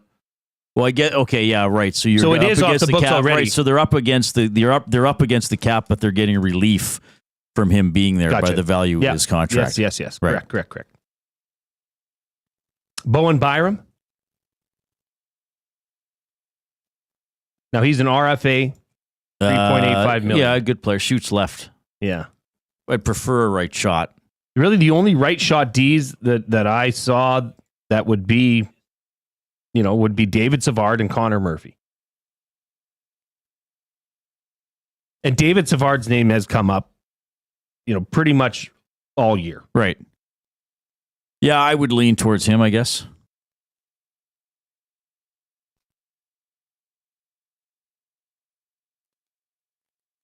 I guess I'll put this out there for the afternoon debate for the Edmonton Garrison. I mean, I think now with this losing streak, this has become a much more critical deadline for Bowman and Jackson, who are kind of a team here when it comes to making the moves. Like now it appears a little more desperate that they need to do something. And again, because now it's all three areas. They've said they don't want to get a goaltender. They've said that they're not going to get a goaltender. And again, I think if they did get a goaltender, it wouldn't be an obvious upgrade. It would probably be someone in Skinner's category who's having a better year than Skinner. You'd like to add a better right shot D. And now, I mean, you'd love to have a forward to help out somewhere. Well, that's why you're looking at these $2 to $3 million players, right? I mean, yeah, Carlson and Ekholm, as Rip City Step says, look great together at the Four Nations. Just not practical. No, I don't think they're getting Erik Karlsson. It's going to be an interesting week. And I think we also have to remember that GMs in interviews may say they're going to do this or aren't looking at this, but if something presents themselves that they can do to upgrade their team, they're going to do it. I remember Kelly Rudy told me a story once that he wasn't able to practice once or wound up sitting with the GM of the team.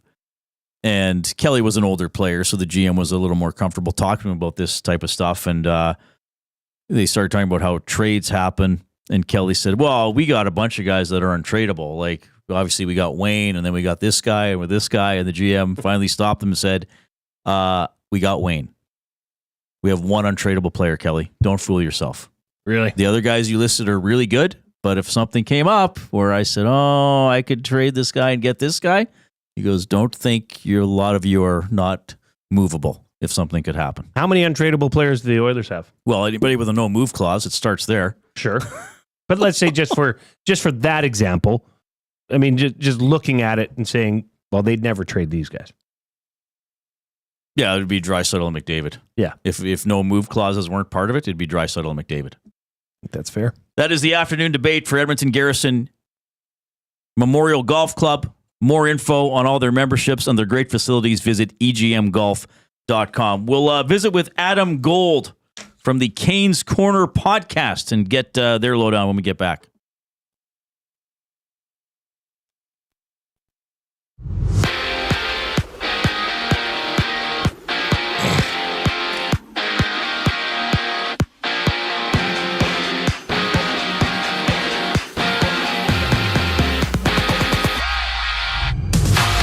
A light night on the NHL schedule sees only 3 games around the league, featuring the Rangers, who host the Leafs. The Kings take off to Dallas to face off against the Stars, and the Avs meet up with the Wild. The pride of Fort Saskatchewan, Montreal Canadian forward Kirby Dach has undergone season-ending surgery on his right knee. The Canada West semifinal kicks off as the Golden Bears take a trip down Highway 2 to Mount Royal as the Cougars will host the best of 3.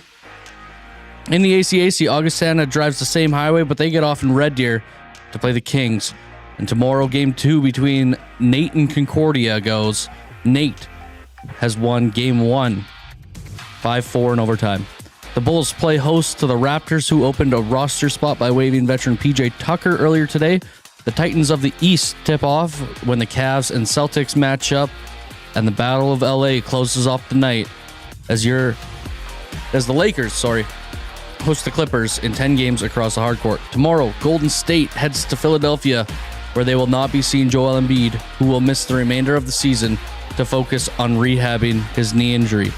Buying or selling is up next. I am Brendan Eric, and you're up to date.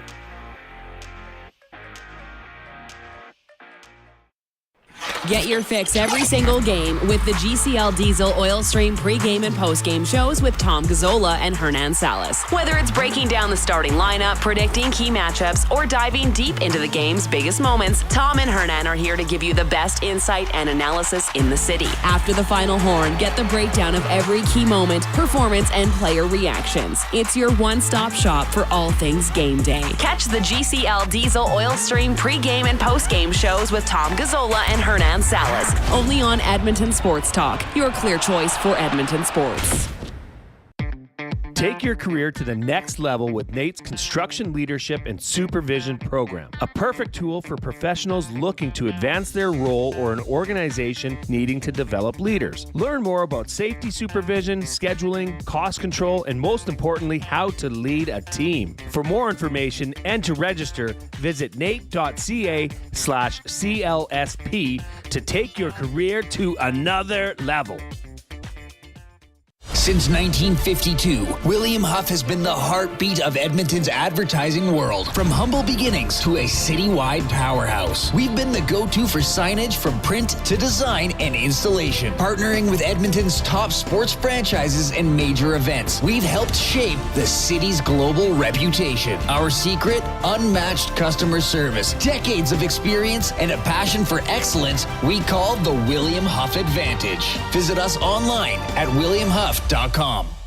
Food Sausages makes their meat with nothing but the best local ingredients. From chicken, beef, and pork, their gluten-free sausages are packed with flavor. Every single bite. Get a 10% discount when mentioning Edmonton Sports Talk in-store or use the code EST when shopping online at foodsausages.ca. Plus, you get free delivery on orders of $100 or more. Find them at 6736 99th Street. Food Sausages. You can't beat our meat.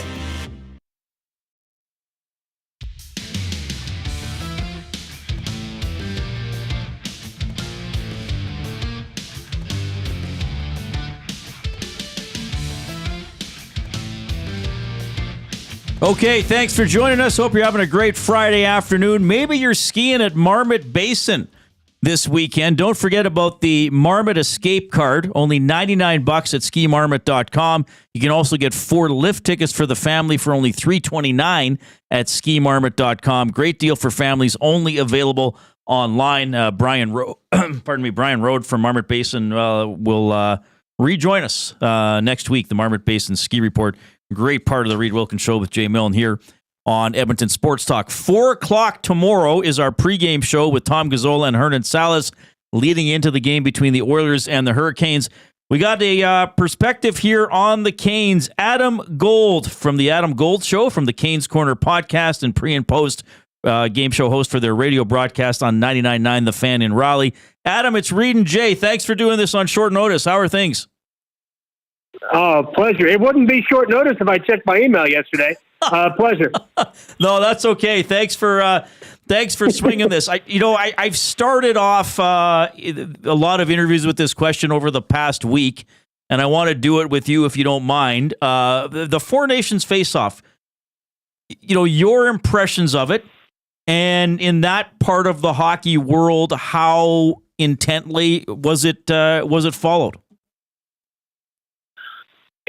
First, it was awesome. One of the great, just an incredible spectacle, a celebration of the sport and the people who play it. There's no way anybody could have foreseen it being that good. And here, because we had 4 players in it, including Seth Jarvis, who won a gold, and Jacob Slavin, who was, at least on U.S. TV, the talk of Team USA. It worked out great. Jacob was obviously amazing.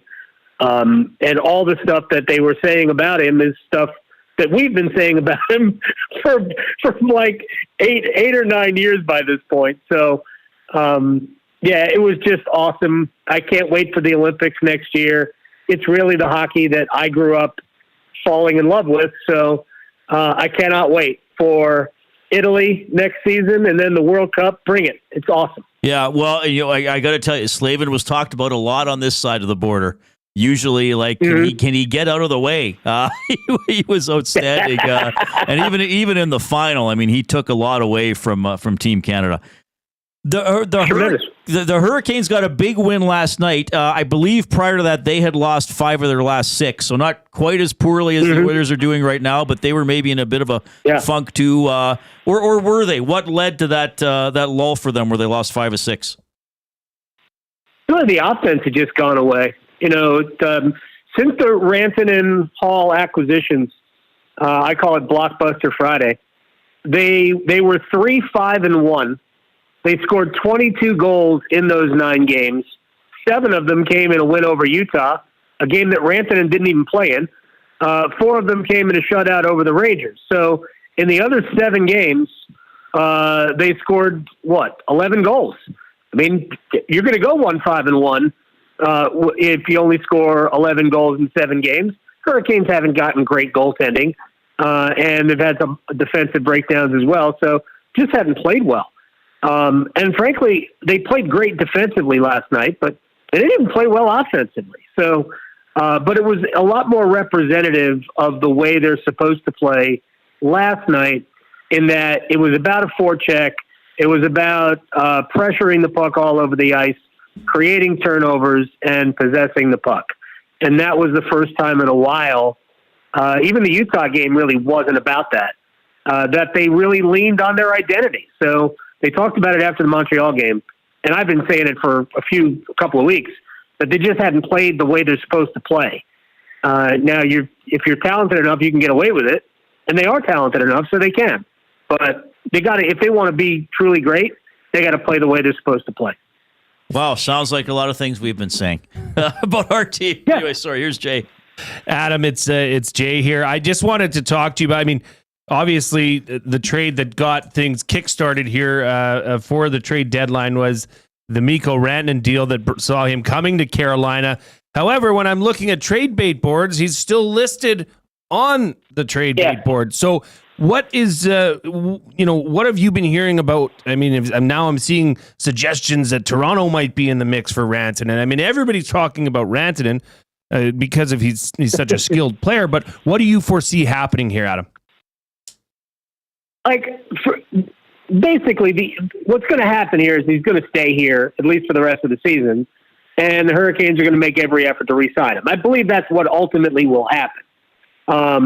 But there are 4 games between now and the trade deadline, and they'll have to make an assessment if they believe that his type of player, the way he plays, will ultimately fit the way the Hurricanes play. And I think they're smart enough. You know, look, it would be an enormous PR nightmare to flip him at the deadline for something else, unless you were able to address a lot of your issues. Now, I think the Hurricanes have 2 major issues that I don't know that they can fix from within, that I think ultimately will stop them from winning a Stanley Cup. They're pretty average in goal, and they've had some cracks on the blue line for this year. Now, going into next year, they're going to have at least 1, maybe 2 rookies in the lineup that they believe are high-end players, one of which is the kid from Russia, Alexander Nikishin. So that he might even be in the lineup in the playoffs for all we know. The other is Scott Morrow, a kid who played at UMass, same place where Cale Makar played, and they think highly of him. He's probably, at least initially, a third pair blue liner, but he's a 2-way player. So in the future, they might have some defensive surplus, but right now their blue line is hurting them. And if they want to win a Stanley Cup, Mikko Rantanen can score all the goals in the world. And it won't matter if your blue line is porous and your goaltending isn't good enough. And the goaltending has been nothing better than mediocre for the last, say, 3, 4, 5 weeks. So do I think they're going to flip Mikko Rantanen? No. But they have to make an assessment over the next 4 games that he's what they want going forward. But I also say that that's why they acquired him. I mean, they did their due diligence. They thought that he was a player who could fit the system. I also think it's a really hard adjustment for Mikko when you played 10 years in one place and you didn't know you were going to get traded and you get traded, and the trauma of that is real.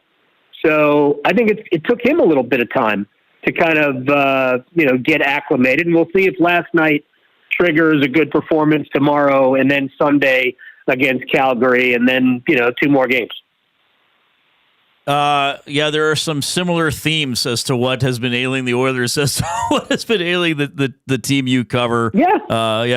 Goaltending certainly is a hot topic here. And then you said it early in the interview, like just getting back to how they know they can play, right? Like, and, kind of getting out of that funk. I'm going to throw you one more question. I know the Carolina Panthers play in a different city, but they are the Carolina Panthers, and the NFL is good. Yeah. Chuba Hubbard's from just outside of Edmonton. The running back. He signed a big contract, I think kind of mid-season this past year. Just tell us about how he's been received during his time there, and popular player, respected player, or what's his relationship like with Carolina fans? He's just a solid NFL player. He's a pro. He really didn't get a lot of opportunity his first couple of years in the league. But they went into the season figuring that he was going to be the stopgap until the guy they drafted in the second round, Jonathan Brooks, who was coming off of an ACL tear at the University of Texas. They thought Hubbard would be the guy to get them to Brooks. And what they found out was Hubbard is, I don't know if he's better than Brooks, but he's more reliable than Brooks. And then Brooks, of course, got hurt again. So I'm not, I don't want to, kick a guy when he's down, but, Chuba Hubbard is a professional football player and a great guy in the room. He's not. It's a big contract because hell, we'd all like to have that contract, but it's not one of those massive NFL deals. He's a good, solid NFL running back. They'll complement him with another running back going in this season, whether it's a veteran or somebody they get late in the draft. But he's a good, solid player who can catch the ball out of the backfield. And he's a good pro. I like him.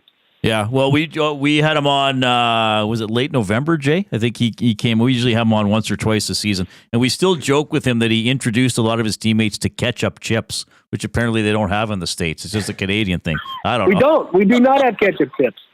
We do not. We'll send you some, Adam. That'll be your I'll take your reward for coming on the show. No, thanks for doing it. I appreciate your perspective. Yeah, interesting game tomorrow, but two teams probably, even though Carolina won their last game, ornery about how the last 2 or 3 weeks have gone if you take out that break. Thanks for hopping on. Really love your perspective. Have a great weekend and enjoy the 2 games you're going to be covering this weekend. All right, anytime.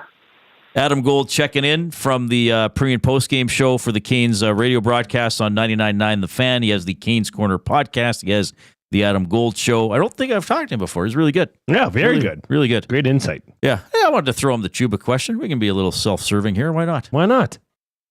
Do it. So it's funny.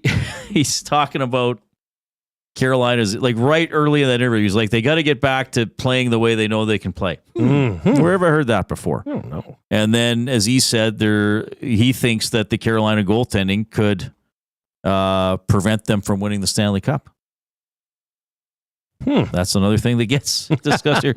I'm glad you asked him that Rantanen question, Jay, because that is interesting that you trade for that caliber of a player, and then he's still showing up on trade bait boards. I mean, usually when you trade for that caliber of a player, it's like, no, you're not going anywhere. But do they want to lose him for nothing? Well, I mean, if you look at you go down the wormhole of looking at Rantanen and places that he may land, should he be moved? I mean, every team seems to have a theory or reason as to why they would land him. Yeah. By the way, the Canes have used 5 goaltenders this year. Kochetkov has played the most, 36 games. He has a .902 save percentage. Frederik Andersen has played 10 games. He's at .903. Dustin Tokarski, remember him? He's played 6. Spencer Martin has played 9. And Yaniv Peretz just had 1 appearance. He only played a few minutes. They have Sebastian Aho. They have Seth Jarvis. Svechnikov's a good player. They got Gostisbehere on D. Jordan Staal still plugging away at the age of 35. But really, if you like, would you say Slavin's their best player? No, Rantanen is their best player. You'd put Rantanen? I would. Slavin's pretty good, though. Slavin is and I mean, that Four Nations face-off sure helped his stock. I mean, that was dominance. Yeah. Tomorrow at 5 o'clock, 4 o'clock pregame show with Tom and Hernan here on Edmonton Sports Talk. We'll see if the Oilers can snap their losing streak. I have not been optimistic about this game. Well, didn't you predict that tomorrow is especially going to be? I predicted 8 or 9-2 for rather Carolina. Spirited beatdown. I said tomorrow will be the low point for the Oilers, and then it'll start improving again. Well, you know what I think we should do here. Maybe I don't know if we have time to get into it right now, but I do have a schedule here. Usually, we've been talking about, come month's end, starting a new month of March here. A lot of games for this Oilers team. 13 games in the month of March. Is it 13? I believe. Okay. 14. Well, you want me I think they'll win 8. I think they'll go 8, either 8-6 or 8-5-1. Like, I'm still not writing them off. I don't like the way they're playing. I don't like some of the things that are happening, but I do think they're going to come out of it. I do think they'll be able to jump on some opponents here in the next month that maybe aren't having great seasons. So I think it's going to, I'll say 8-5-1 in March. Yeah, I was going to go 9-4-1. Oh, you're even more optimistic than I am. What's going on? Well, I went through each game. I mean, they do have a stretch from March 10th to March 16th. Buffalo, New Jersey, New York Islanders, New York Rangers. So Buffalo's last in the East. Sorry, you have all this. No. But I mean, it's a mini road trip, right? But I think they can come out of that 500. Then they have quite a few home games to finish out the month at Seattle, and then home to Calgary on Saturday, March 29th. They play Dallas twice at home. Yeah, this month. In the month of March. I think they're going to split that. Okay. But I think they can beat Anaheim and Montreal to get March off to a somewhat decent start at home when they get back on next Tuesday and Thursday.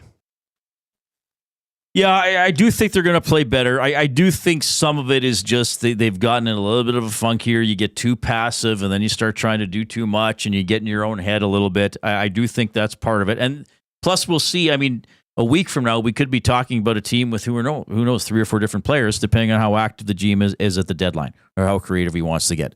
So that's another thing to keep in mind. We're over 130 for the thumbs up. Let's finish it off and get to 150. So everybody rally here immediately. If you haven't clicked the thumbs up, do it. Text a couple friends, colleagues, family members, enemies, neighbors, old teachers, and get them in YouTube as well into the nasty chat and click that thumbs up. Click, click, click. Must you click? Please, please click. Must you click? You must click. Thumb, thumb, thumb. All right, we got a quick timeout, and then Brendan will have a sports update.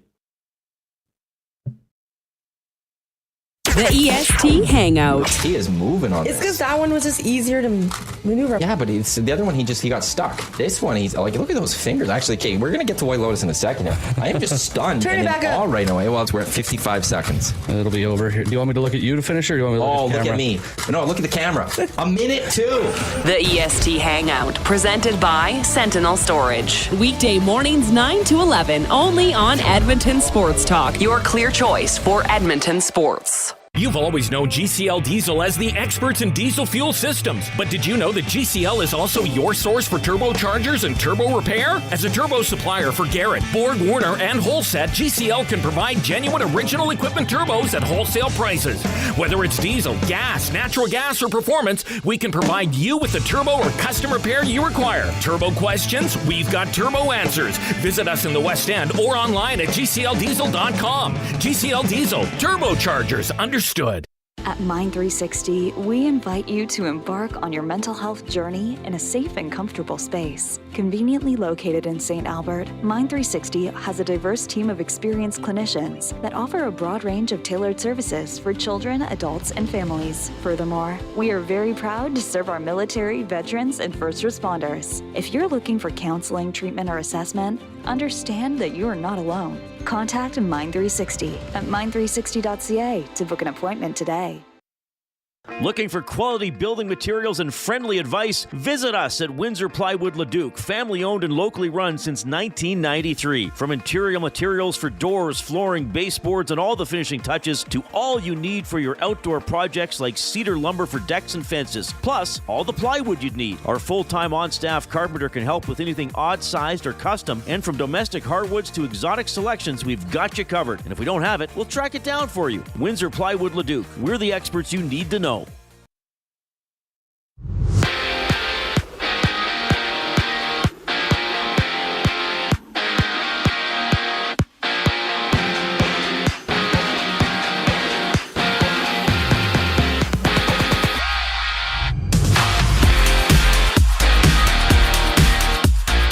A light night on the NHL schedule sees only 3 games around the league, featuring the Rangers, who host the Leafs. The Kings take off to Dallas to face off against the Stars, and the Avs meet up with the Wild. The pride of Fort Saskatchewan, Montreal Canadian forward Kirby Dach has undergone season-ending surgery on his right knee. The Canada West semifinal kicks off as the Golden Bears take a trip down Highway 2 to Mount Royal, as the Cougars will host the best of 3. In the ACAC, the Augustana Vikings drive the same highway where they get off in Red Deer to play the Kings. Tomorrow, Game 2 between Nate and Concordia goes. Nate took Game 1 5-4 in overtime. The Bulls play host to the Raptors, who opened a roster spot by waiving veteran PJ Tucker earlier today. The Titans of the East tip off when the Cavs and the Celtics match up to battle. The Battle of LA closes your night as the Lakers host the Clippers in 10 games across the hardcourt. Tomorrow, Golden State heads to Philadelphia, where they will not be seeing Joel Embiid, who will miss the remainder of the season to focus on rehabbing his knee injury.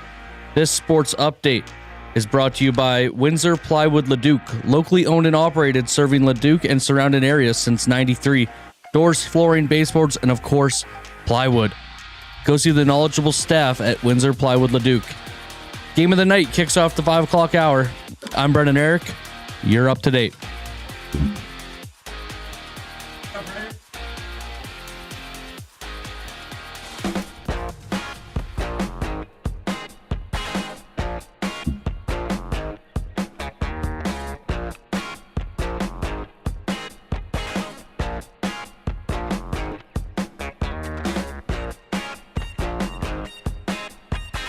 All right. That's a groove. Jay Milne really into this music here, intensely staring at me while bobbing his head. You like this? As we come back from break. That's, oh my God. Yeah. Yeah, do that to your... I mean, it's been I bet you this is a new record since you've had your new board for the Kiss sound to be played. For how long I took to play it? Yeah.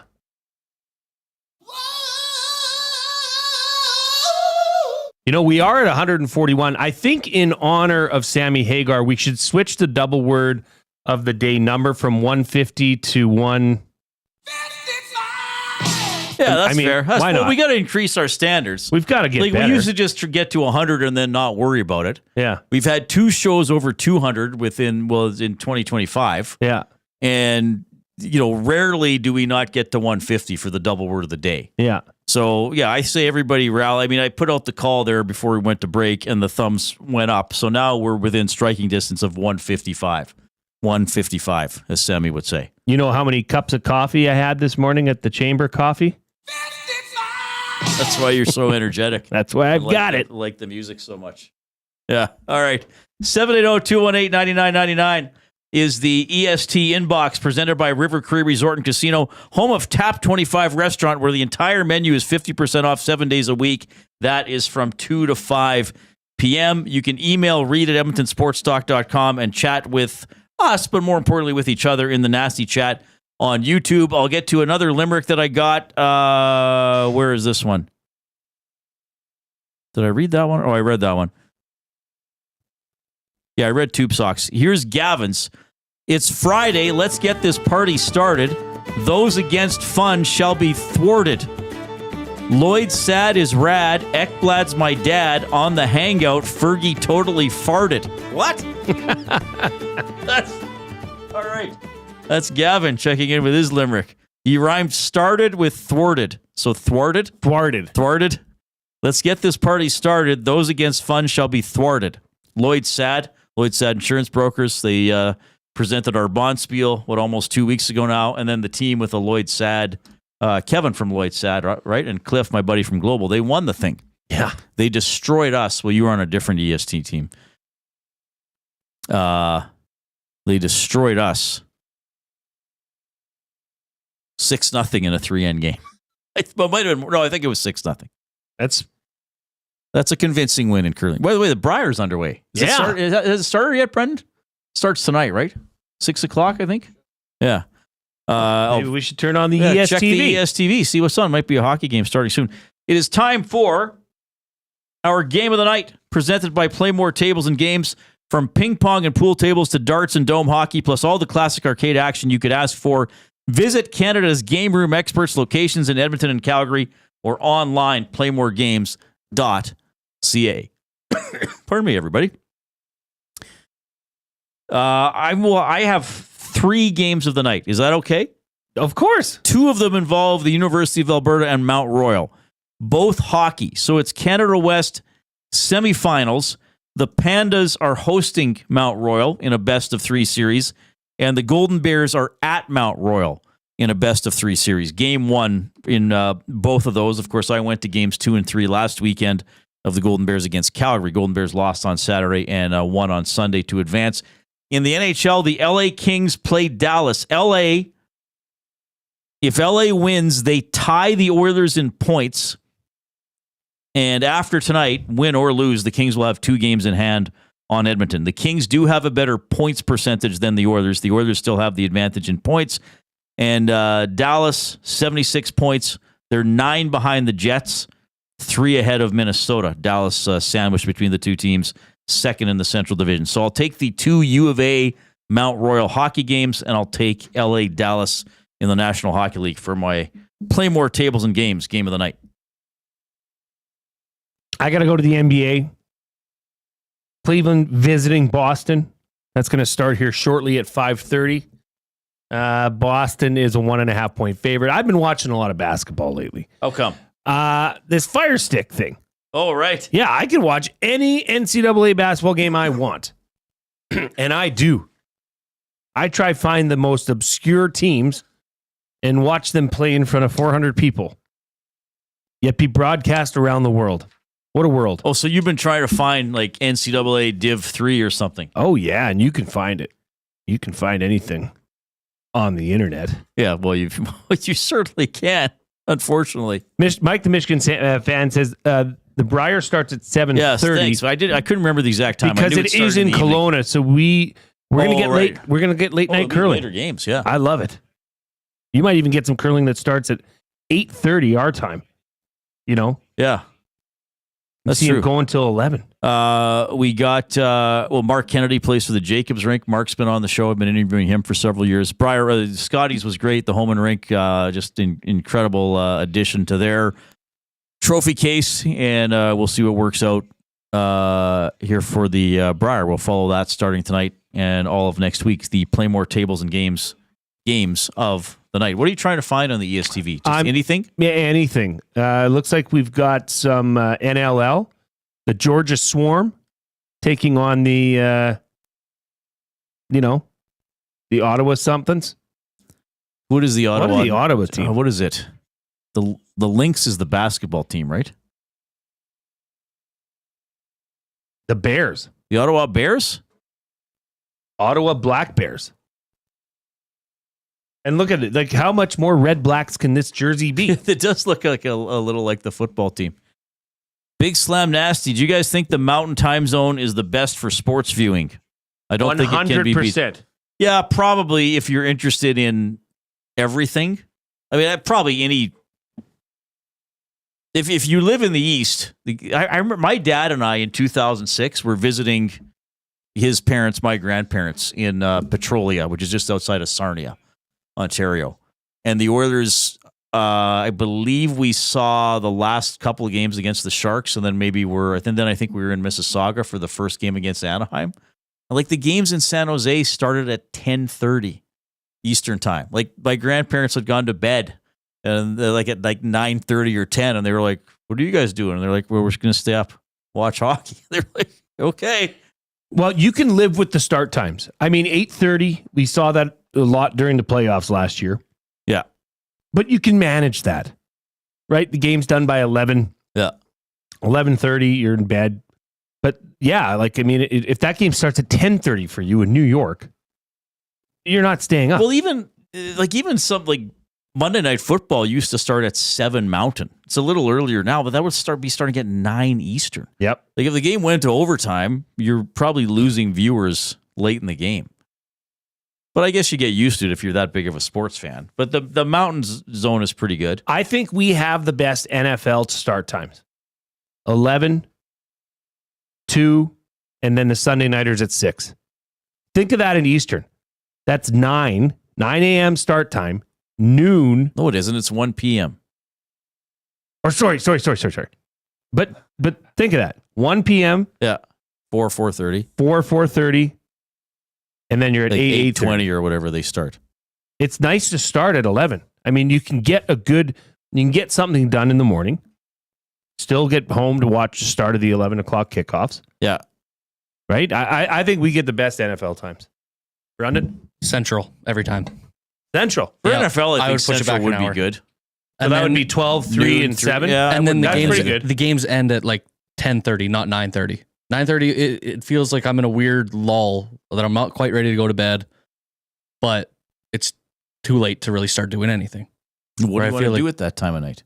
Yeah, what do you do at? What do you do at night? I don't think you want to know. Winding down? What are you up You're to? not winding. I'm winding down at 7:15. What do you mean? Not tonight, bruh. Yeah. Friday night. I might watch a movie tonight. What are you going to watch? I think I'd like to watch Conclave because remember we did the. Oh, yes. I want to try to watch one more Best Picture nominee. So I thought you were going to go for the what was the one I said that was on the thing? It was on your list. It had the actor that we talked about it on the show. The Bob Dylan one? No. What's the name Wicked? of it? No. Adam is the actor. Adam something. The Brutalist. The Brutalist. Yeah, that one sounds good too. But there's some of these are so long.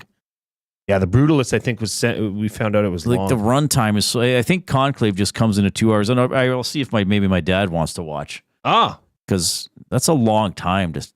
I don't know. I like movies, but man, it just seems like they're getting longer. Like, can't you just tighten it up and tell your story in like an hour 50? Well, speaking of sports watching, I want you to buy or sell something here. Buying or selling for Damon Bunting, a consistent top-producing realtor in the greater Edmonton area for over 17 years. He and his team would love to help you find that right home or make the move from your current home. Community-driven, he understands what it takes to make a difference in our city. Check him out, DamonBunting.com, Instagram handle, Damon Bunting Real Estate. We are single digits away from a double word of the day. So click that thumbs up button if you're in on YouTube, or jump. Yes, I guess we are. Or jump in on YouTube and click, even if you're on an audio stream. Give us a quick click because we did change it, right? To 100. So we usually have been doing a double word of the day at 150. It's now going to be at 1. So let's get there. Maybe they need some encouragement from Shania Twain. You know, she always says the right for the things at ladies the right out time. there, click. Let's go, girls. All right. Okay. I think there are sports that are best watched live. Okay. And I think there are sports that are best watched from the comfort and confines of my home. Confines. Yes. What did Dustin say in our video? We've joined the Chamber of Commerce. Commerce. Yes. Okay. Sports that are let's just do the big four. Okay. Okay, because it's split in the middle. Two should be watched live. 2 should be watched from your couch. Well, according to you. Nope. This is it. This is it. Proven in an extensive study. Nope. This is just it. What I say here is right. Okay? Sports that should be watched in person. So we got hockey, basketball, football and baseball. Yes. I mean, baseball, okay. Hockey and basketball. Baseball, okay, what? We're not even watching baseball at all. That's the third option, or not even watch it. That's what you have baseball under. It's too long. Stop it. Shorten your damn season. Anyways. Oh, jeez. Sports that should be watched in person, hockey and basketball. Must watch in person. Make it so, number one. Football, I prefer to watch football from my couch. I find it much better viewing. You get a much better understanding. Like when you're watching live, it's almost like there's too much going on. And baseball, baseball, now I'm thinking Riverhawks, Reid. I might have to swing baseball, only Riverhawks. Okay? Only West Coast League. That's got to be live. So the only sport I think should be watched on TV is football. You had a proven study, and now it's changed. I was talking MLB. I was talking MLB. I don't know. Football, watch on TV. Hockey, basketball, baseball, Riverhawks baseball, watch live. In person. Are you buying or selling my list? Selling. What's your change? Hockey in person. That's what I said. I said hockey, basketball, Riverhawks baseball in person. Football, TV. Football TV, though I still like going. I mean, I've been an Elk season ticket holder since 97, but generally on TV. Baseball in person, I will say. It goes by quicker when you're there. I've been to maybe a dozen Major League Baseball games. And then basketball, I will say, probably in person. Though it's it's more comfortable than ever watching on TV. Bigger screens, high definition, better replays, better angles than ever before. But I just think the angles of football, if you're in a football set, okay, let's think of Commonwealth. Like the angles from Commonwealth, to start, you're quite far away. Yeah. And if you're in the lower bowl, you're not seeing the play unfold. Well, depends how low down you are. They've closed the upper bowl, right, which was the greatest seat in town. If you're down row 12 or lower, like we sit in row 27. That's all right. Yeah, I sat once I had got tickets and I sat in row 4, and man, oh man. But near an end zone, forget about seeing the other end of the field. The one sport that I really like that I prefer to watch on TV, and I've been to a couple LPGA events that have come through Edmonton, but is golf. Golf is great on TV. Well, and now that they've got the golf tracker. Yeah. Oh, yeah, it's better than ever. That is just incredible. Incredible to see the movement they can put on the ball. Yeah. See the target line. I like watching golf. Big Uke says, so the best sports to watch live are all of them, except the best to watch live at home are all of them. Yeah, that's sort of what we're saying. That's funny. I don't know. I still think there's... Or maybe there isn't. I still think there's a mystique to seeing a live sporting event. I still like that feeling of walking into a stadium or an arena and seeing the empty field or the empty sheet of ice and thinking something cool might happen here tonight. I'm still very lucky to get to go to the Oilers home games and watch from the press box, and I still like that feeling of walking in, taking the elevator up, and then you get to the press box, and then there's that first moment where you see the ice. I still think that's really cool. Sure. Yeah. I waved at you last time I was at the game. Yes, I saw you. Cool. I believe we waved to each other. We waved to each other. It was quite special. That made my heart tingle. I got nervous blood after that. Or what'd you call it? Static blood? Shaky blood. Shaky blood. Shaky blood. Yes. And I'm just a homer. I'm a homer. I like to be at home. It takes it. It's pretty comfortable. And if the game sucks, you just change to another game. Well, and especially on NFL Sunday, you got Red Zone. You can't watch that live. That's a good point. Yeah. We need 4 more thumbs. Click, click, click. Must you click? Please, please click. Must you click? You must click. Thumb, thumb, thumb. Give us that thumbs up on YouTube. Word of the day. Well, 1, hopefully 2 coming up before 6 o'clock. Oscars are coming up on Sunday. I'm going to have my top 3 Best Picture winners that shouldn't have won, and I'm going to have the movie that should have won. All right? From this century. No, from the last 30 years. My mistake. From the last 30 years. But first, the young and talented Brendan Eric.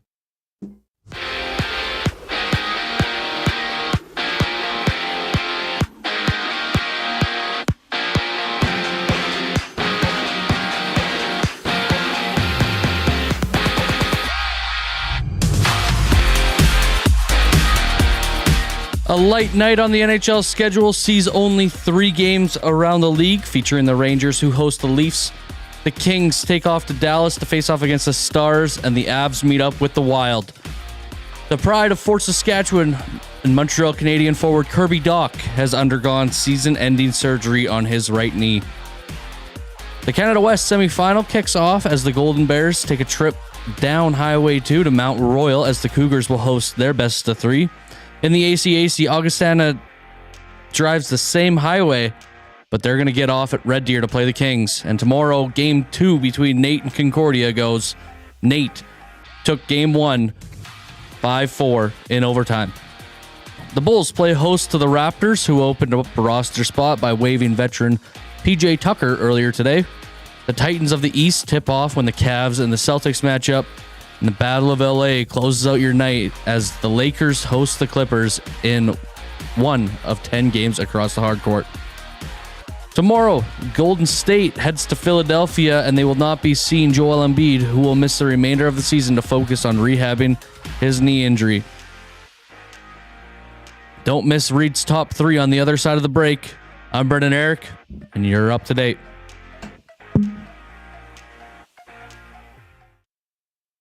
The Nielsen Show with Lieutenant Eric. Chris Johnston, our hockey insider today. It's not as though you can say, well, the top guys are just going through a bit of a skid. I mean, obviously McDavid, hasn't been at his best, which he's owned, but it just feels like there needs to be more push from lower down in the group. 6 weeks basically left in the regular season and then back in that playoff grinder, and you don't know quite what you have with this particular team this season. The Nielsen Show with Lieutenant Eric, presented by South Fort Chevrolet. Weekday mornings 6 to 9, only on Edmonton Sports Talk, your clear choice for Edmonton sports. Love is in the air. I love you. And you? And you? And you! Why choose between your beloved items? Sentinel Storage, keeping your treasures safe to be loved again. Try 4 weeks free. Details at sentinelstorage.ca. Looking for a winning strategy for your retirement? Contact me, Joaquin Gage at K4 Financial, where expertise meets dedication. I will always look for a careful approach to your retirement, ensuring your financial future is secure. From tailored strategies to clear, actionable advice, I'm here to guide you every step of the way. Don't leave your future to chance. Get in touch with me, Joaquin Gage, today at k4financial.ca or email joaquin.gage@k4financial.ca to start planning for a brighter future and a more secure retirement. Hey Edmonton, ready to take advantage of lower rates and better pricing? South Fort Chevrolet in Fort Saskatchewan has you covered. From rugged trucks to sleek SUVs. And with over 40 years in business, you can trust that you're getting the best deal on your new ride. As the proud title sponsor of the Nielsen Show, EST listeners can drive a little to save a lot with South Fort Chevrolet's transparent pricing and down-to-earth sales team. Visit us today in Fort Saskatchewan or online at southfortchev.com. The Canadian Brewhouse wing flavors of the month are going head-to-head. Spicy Dill 2.0 versus Bang Bang Sauce. Head to the Canadian Brewhouse for wing night to cast your vote. Great wings, cold drinks, and an atmosphere you won't forget. The Canadian Brewhouse. Our house is your house. Your home for live music and great performances is the River Cree Resort and Casino.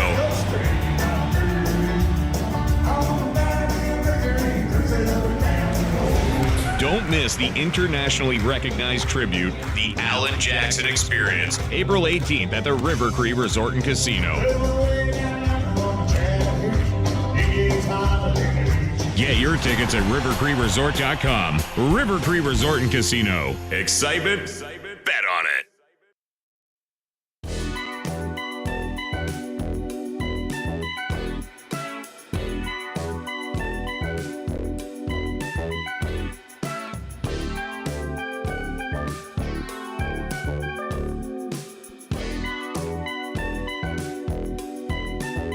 What is this track here, Brendan? Wow, this is something. Well, I don't get to run this very often. What's it called? Ever? I can't even read it all. It says Adam. Future Freeway, maybe? Play it again. Yeah, that was Turn it up. No, I was going to say it's funky. I don't know if it is funky. Turn it up. It's up. What's it called? It's cut off, but it looks like Future Freeway. It sounds like Future Freeway. Yeah, it sounds like you're driving down a freeway in 2026. Yeah. I don't know. What year is it, Mr. Jetson? Zach has this system that goes on, but I have no idea what he does here, so I just kind of just click. We have no idea what Zach does You here said either. future freeway? I think so. If I was going to think of a freeway in the future, this is what it would sound like. That's what it would sound like in my head. All right. Thanks a lot for joining us this afternoon. Hope you're having a great Friday. We're with you for another half hour. Jason Milne, Reid Wilkins, Edmonton Sports Talk, your clear choice for Edmonton Sports. We are in the James H. Brown studio. James H. Brown, personal injury law firm, the heavy hitters of injury law. With over 200 years of experience, James H. Brown will get you the settlement you deserve. JamesHBrown.com. Book your private consultation today. Oilers skated earlier today. Darnell Nurse out a little later. Not sure he's going to be good to go tomorrow. John Klingberg after practice on how the Oilers can turn it around. Yeah, I think it's just a matter of simplifying and coming back to your game. I mean, I think obviously I'm still pretty new here, but I could sense that the guys weren't really happy with the game even before the break, and then coming in after the break and you start with 2 tough losses. And I guess to come out of a slump like that, you just got to simplify and build yourself up again. Yeah, simplify. Oilers, too many mistakes, poor special teams, not getting enough saves in net. Like I said, pretty much everything has been going wrong for them over this 5-game losing streak. We're close last night, but late game execution is part of beating good as well. A couple of penalties too for Ekholm, eh? Mm-hmm. He wasn't happy, but I mean, he high sticks a guy reaching for the puck. And then, what do you think of the one late in the third period? Did you see that one, or were you still playing basketball? No, I missed that. Rejecting little kids. I mean, he wasn't happy, but it was one of those where the player kind of steps on his stick, but that's still tripping. You know, your stick can't cause someone to fall. So, I mean, I don't. It is what it is, but I mean, we saw that penalty here on the ESTV early in the game. Draisaitl took it, the cross check, and then Arvidsson got pounded into the. Yeah, the that boards. probably should have been a penalty both ways. But yeah, I hear that. But you know, that's like that's useless to talk about. It really is. Yeah. Okay, Reid, we made it past our magic number of 100 and.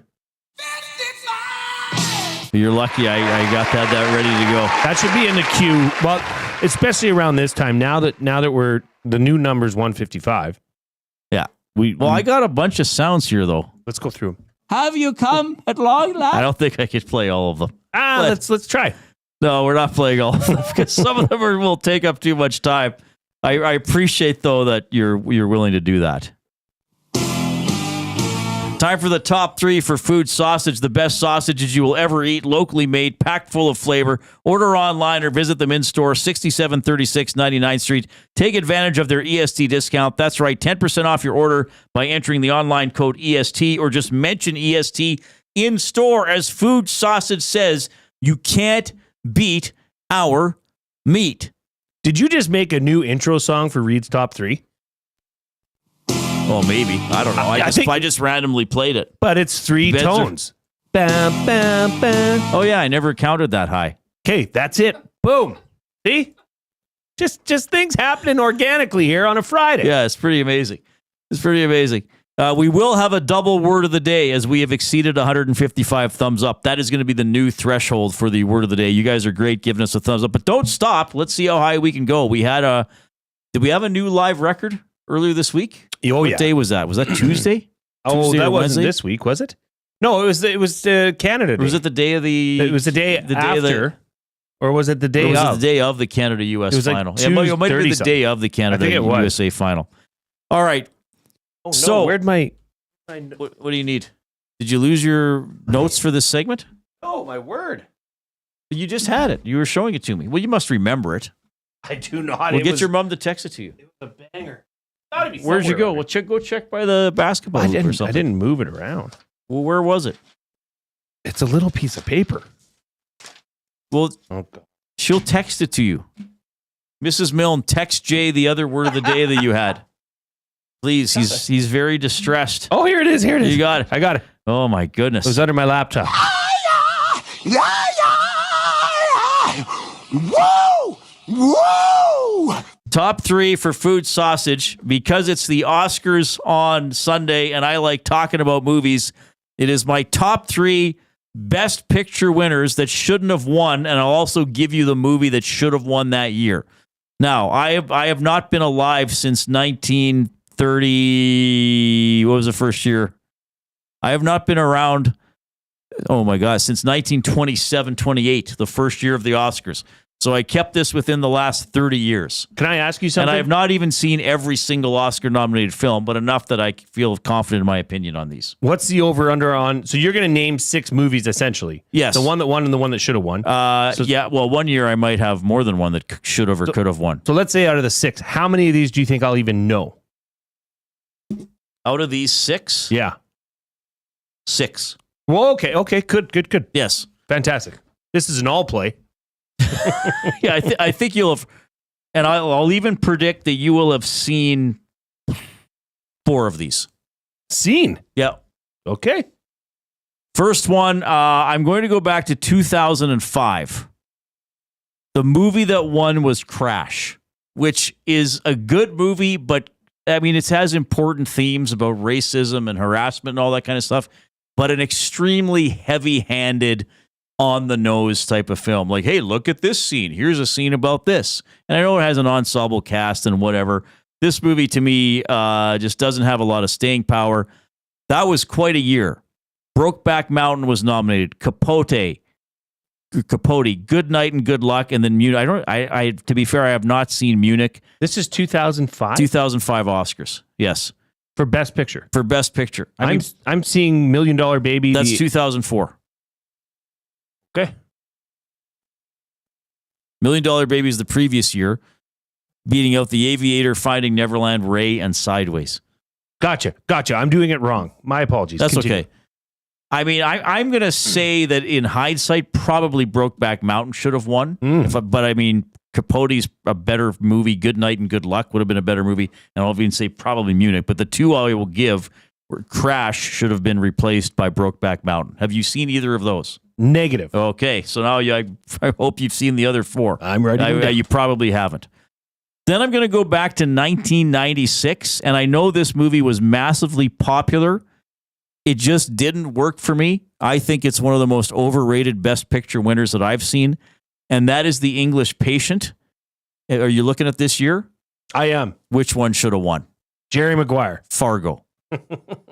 You must have seen Fargo. No. You must have seen Fargo, I've seen bits and pieces of it. Okay. Yeah. So I won't put that on the list. And I haven't seen The English Patient. Don't bother. It's that bad?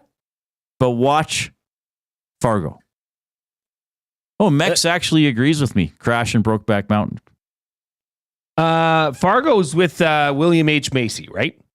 Yeah, Francis and John Malkovich. McDormand. Yes. Yeah. Okay. I've seen that on road trips. I haven't read. Honestly, I couldn't give you the whole rundown of it. Okay, it's good. Mex putting in the nasty chat, Saving Private Ryan over Shakespeare in Love in '98. I'm actually fine with Shakespeare in Love being there. Not that Saving Private Ryan is a bad film. I mean, Life is Beautiful, the Roberto Benigni film. Remember about did you see that one? Okay. Negative. Okay, no worries. Then I'm going to go, now in 2007, a pretty good movie won and a very popular movie won. I just think there was a better movie that year. And quite frankly, a movie that is maybe the best movie made. I know what you're going to say. I know what you're going to say. Okay, so No Country for Old Men won. Yes. Which one am I saying should have won? There Will Be Blood. There Will Be Blood. That is a good What movie. a movie. Yeah, that is great. I mean, great director, Paul Thomas Anderson. Daniel Day-Lewis, just a marvelous actor. Between that and The Gangs of New York. A great, and There Will Be Blood is just a great story about really quite a despicable human being, right? Yes. And that's the movie, I Drink Your Milkshake, right? I have a straw, and it reaches all the the way over, however he does it. I drink your milkshake. And then he beats him to death with a bowling pin. Sorry, that kind of got dark. But There Will Be Blood is an awesome movie. Well put together. Great writing, great acting, and dark. Don't get me wrong. Like, certainly not a feel-good movie. Well, so is No Country for Old Men. That is not a feel-good. No, it's not a comedy. That was incredibly dark. It's not a comedy. Well, one of the main characters is a hired killer, is he not? Javier Bardem? Yeah. So that There Will Be Blood, I just think is an epically good movie, and that's one I could watch again. I say I don't often watch. Now, I have not seen every movie ever made. Last year, I have still not seen Oppenheimer, again, partly because of the runtime, but I've seen about half of the ones from last year. But I'll try to watch something tonight or tomorrow in preparation for the Oscars on Sunday. And I apologize if I'm insulting your best film or your favorite film or whatever. Mex Bezozu says, when the King's Speech won, The Social Network should have won. I used to be friends with someone, and we would often have this debate because he didn't think The King's Speech was a very good movie. And I think The King's Speech is a really good movie, but 2010 was a really good year. And this is one of the years, I think it was the second year the nominees were expanded from just 5, where they could be between 5 and 10. The King's Speech, Black Swan, The Fighter, Inception, The Kids Are All Right, 127 Hours, The Social Network, Toy Story 3, True Grit, and Winter's Bone. I have seen all of those movies, and they're all really good. I would not have picked The Social Network. I would have picked The King's Speech above The Social Network, and quite frankly, I would have put Black Swan above The Social Network. Have you ever seen Black Swan? No. Natalie Portman? Again, not a feel-good movie. Little weird at times. And if you have a problem with someone peeling off the skin from next to their fingernails, if that grosses you out, do not watch that scene. Huh. Okay. Have you seen The Social Network? No. The Facebook one? Nope. Have you seen The King's Speech? Negative. Have you seen Inception? Yes. Are we dreaming right now? Could be. Did Mex Bezozu plant this in our brains? That would be weird if we were. Rip City Steps says you should watch Munich. I should watch Don't Munich. think it should have won, but a good flick. Yeah, I'm surprised I still haven't seen that. I'm surprised myself that I haven't seen it. No Country for Old Men. It was a sad, sad movie. Who said that? Me. Oh, you're saying. I'm saying you wouldn't normally consider that reaction. And that's one of those movies. I don't know if it had already won when I saw it, but I was like, wow, like Coen Brothers. Because I would say Miller's Crossing by the Coen Brothers is one of my favorite movies of all time. And I know they have other movies that are maybe more highly regarded, but I love Miller's Crossing and a lot of their other stuff. And then I watched No Country for Old Men, and I was like, well, okay. Everybody dies. Maybe I was just expecting, maybe my expectations were too high. I kind of wanted Josh Brolin's character to get away with it, you know, and keep the stash. Right. Was he the one who hid the stash in a vent or something like that? He found it after like a drug cartel shootout Who were the or three something. guys? Bardem, Josh Brolin, Tommy Lee Jones. And Woody Harrelson is was that the also one in who just that. kind of ends with Tommy Lee Jones saying like, well, that's how things go or something like that? Well, Javier Bardem gets run over or something. Or what was that? See, I don't even remember dies in it a that car well. crash, I believe. Okay. No spoilers. Yeah. Well, I mean, the movie's 15 years old. Hopefully by now, if people haven't seen it, that's too bad. I should have done my top 3 favorite Best Picture winner. I'll do that right now. This century, here are my 3 best. Now, I have not seen CODA, the Children of Deaf Adults. Is that what it's called? That's the Gager and I were talking about that. The gentleman, the deaf actor, won Best Actor. Oh, no. And he signed his acceptance speech, and it was really cool. So for this century, my top 3. Why don't we do it after the break?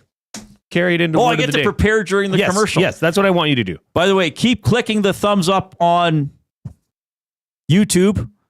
Let's see if we can get to 170. We're at 160. So let's see how high we can get. Here's Brendan.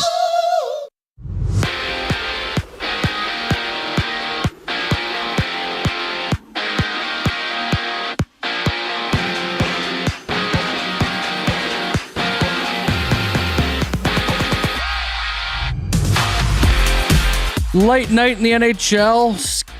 The schedule only has 3 games around the league, featuring the Rangers, who host the Leafs. The Kings take off to Dallas to face off against the Stars. The Avs meet up with the Wild and Pride of Fort Saskatchewan and Montreal Canadian forward Kirby Dach has undergone season-ending surgery on his right knee. The Canada West semifinals kicks off as the Golden Bears take a trip down Highway 2 to Mount Royal, as the Cougars will host the best of 3.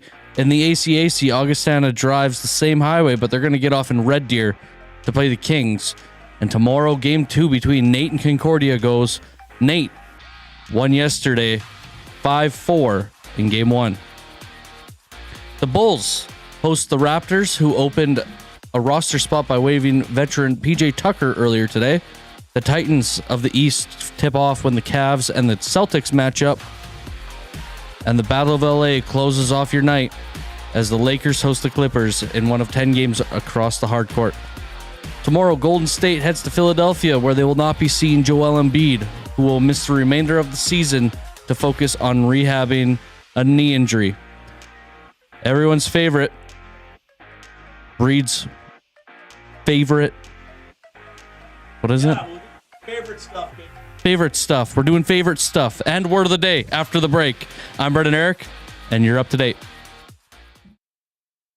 Get your fix every single game with the GCL Diesel Oil Stream pregame and postgame shows with Tom Gazzola and Hernan Salas. Whether it's breaking down the starting lineup, predicting key matchups, or diving deep into the game's biggest moments, Tom and Hernan are here to give you the best insight and analysis in the city. After the final horn, get the breakdown of every key moment, performance, and player reactions. It's your one-stop shop for all things game day. Catch the GCL Diesel Oil Stream pregame and postgame shows with Tom Gazzola and Hernan Salas, only on Edmonton Sports Talk, your clear choice for Edmonton sports. Food Sausages makes their meat with nothing but the best local ingredients. From chicken, beef, and pork, their gluten-free sausages are packed with flavor. Every single bite. Get a 10% discount when mentioning Edmonton Sports Talk in-store, or use the code EST when shopping online at foodsausages.ca. Plus, you get free delivery on orders of $100 or more. Find them at 6736 99th Street. Food Sausages. You can't beat our meat. Hi there. If you're like me, you like to picture yourself in luxury, even though there's absolutely no way you could afford it. And if you can, well, even better. Thankfully, I picture myself in something that is luxury, but still absolutely affordable, like the all-new Mazda CX-90 from Park Mazda. With the new luxury features like facial recognition settings and quilted detail Napa leather seating, I can pretend to be comfortable with all of my proper settings activated without even touching a button, thanks to Mitch Lewicki and the great staff at Park Mazda. I like to picture Mitch Lewicki as a ninja fighting off evil samurai. Park Mazda, your dealer for life in Sherwood Park off Y Road, parkmazda.ca.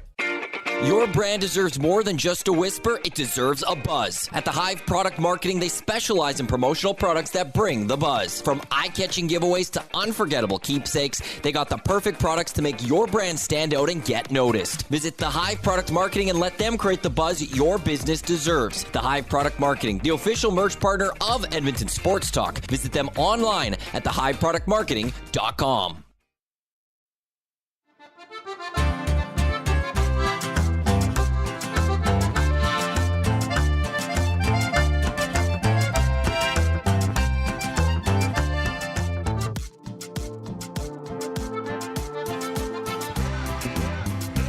What highway is this song about?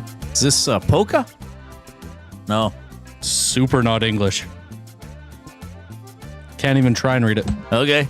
Yeah, it feels very wedding-ish. Feels like a mixture between Latin and Ukrainian.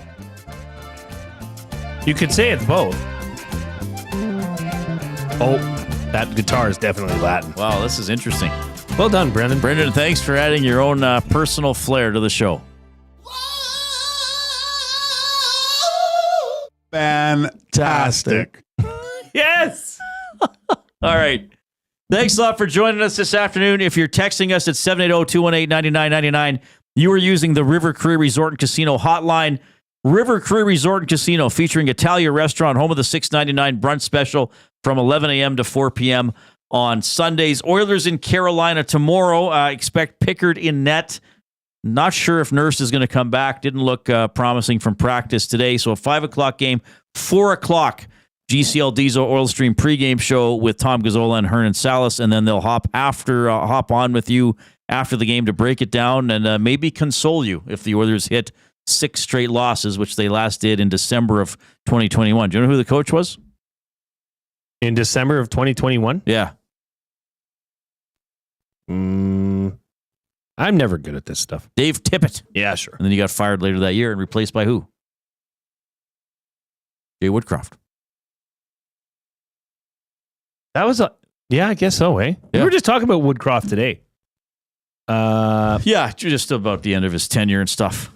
A pretty good winning percentage, didn't he? He did. Yeah. Points percentage was pretty good. D-Rock says, how is the movie The Substance? It is twisted.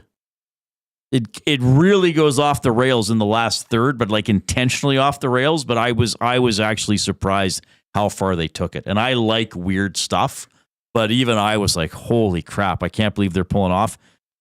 Demi Moore might win Best Actress, though. Because she's kind of playing a version of herself, and they like that whole Hollywood thing, right? That's the one that makes you younger? Basically, a younger version of herself is hatched out of her back. And the younger version gets to live for a week and then go to sleep. And then Demi gets to live for a week and then she has to go to sleep. So it's not the same. It's the same person, but not. There's 2 different bodies. Yeah. Oh, wow. Yes. But did they actually have a different actress? Yes. Quayle, Margaret. Okay, Qualley? so they didn't try CGI No. or do the Robert De Niro Yeah, Margaret Qualley, trick. I think is her name. Yeah. Okay. And they're both nude a lot in the film. Okay. But not in like a sexual way. They're just because it's about their bodies and like I said, they hatch out of each other's backs. One hatches out of so the other. wait, do they sleep in each other's back? Like, No. Then they're both out in the world. So once the one is hatched, they both Demi exist. Moore hatches this younger version of herself. Yes. And why do they have to take turns sleeping? That's just how it works. It's just how it works. So is there only one plug-in for each of them? They don't plug in. You rest they and get a food substance that plugs into their veins and keeps them alive while they sleep. Yeah, it's like sci-fi, man. It's hardcore sci-fi horror and like uncomfortable. Like it's called body horror, BODY, like a lot of kind of grotesque, uncomfortable things with the human body.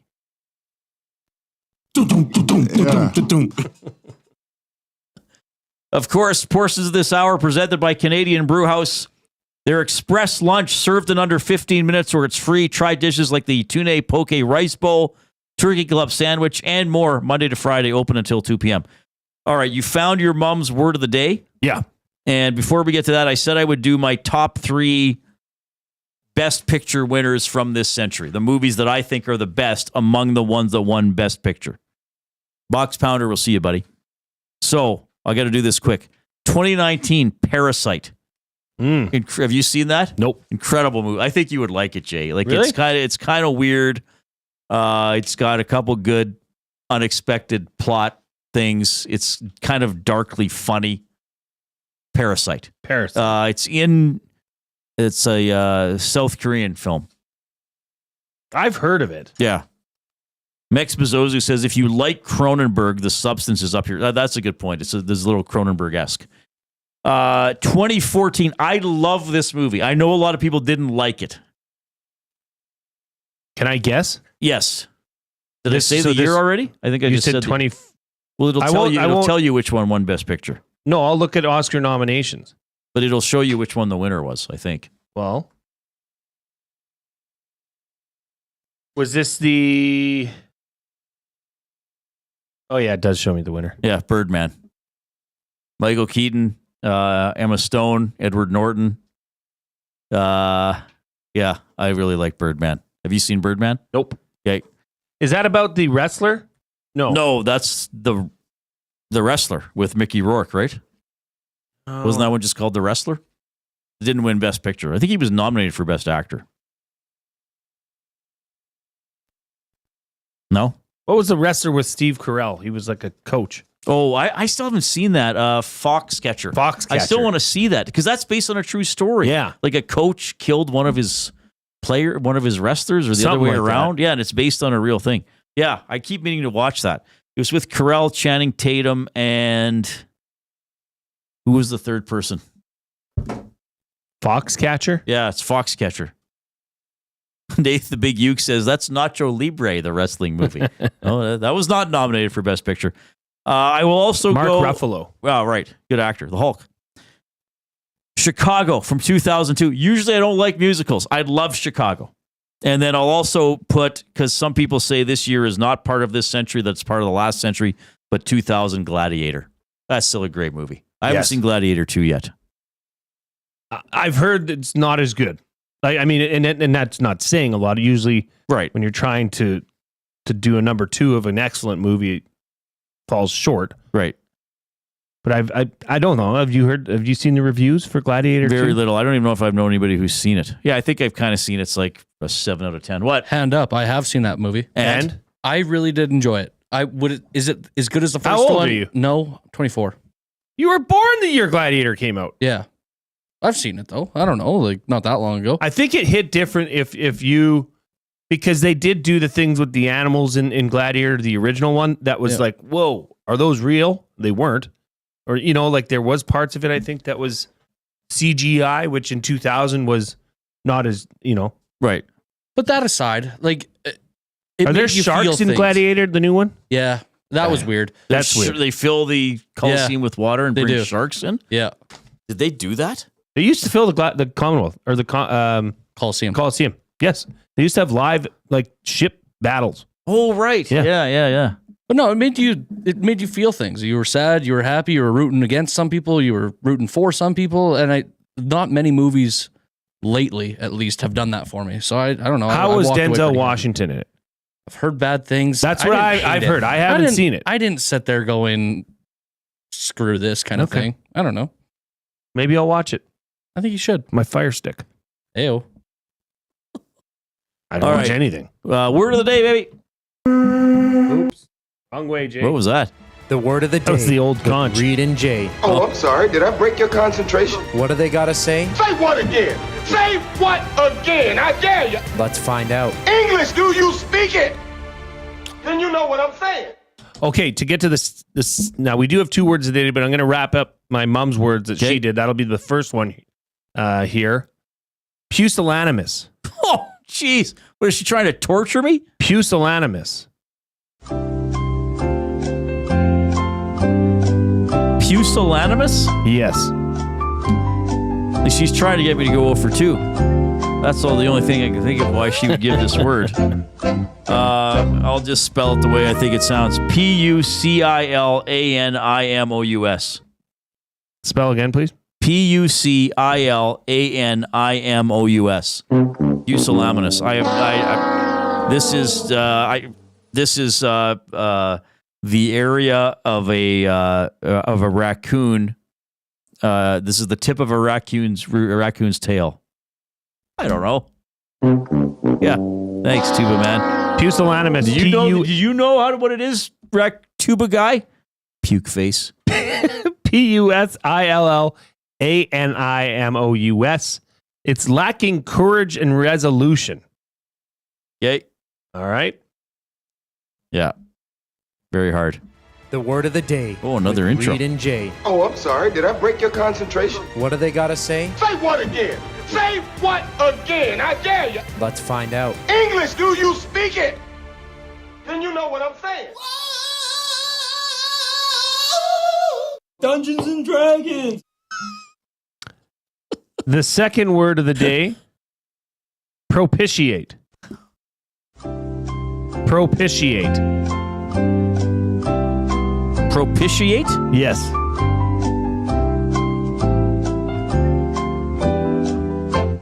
Propitiate. The sh is not sound, doesn't look like sh.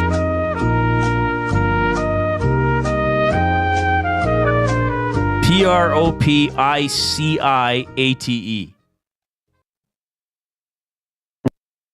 There's the tuba. Thanks, buddy. Yeah, have a good weekend, clown. Propitiate, Propitiate. Oh, it's like that. I should have known that. Okay. Definition. Propitiate. That means to use stalling tactics to delay making a decision. Just the total. That was a good guess. To placate or make.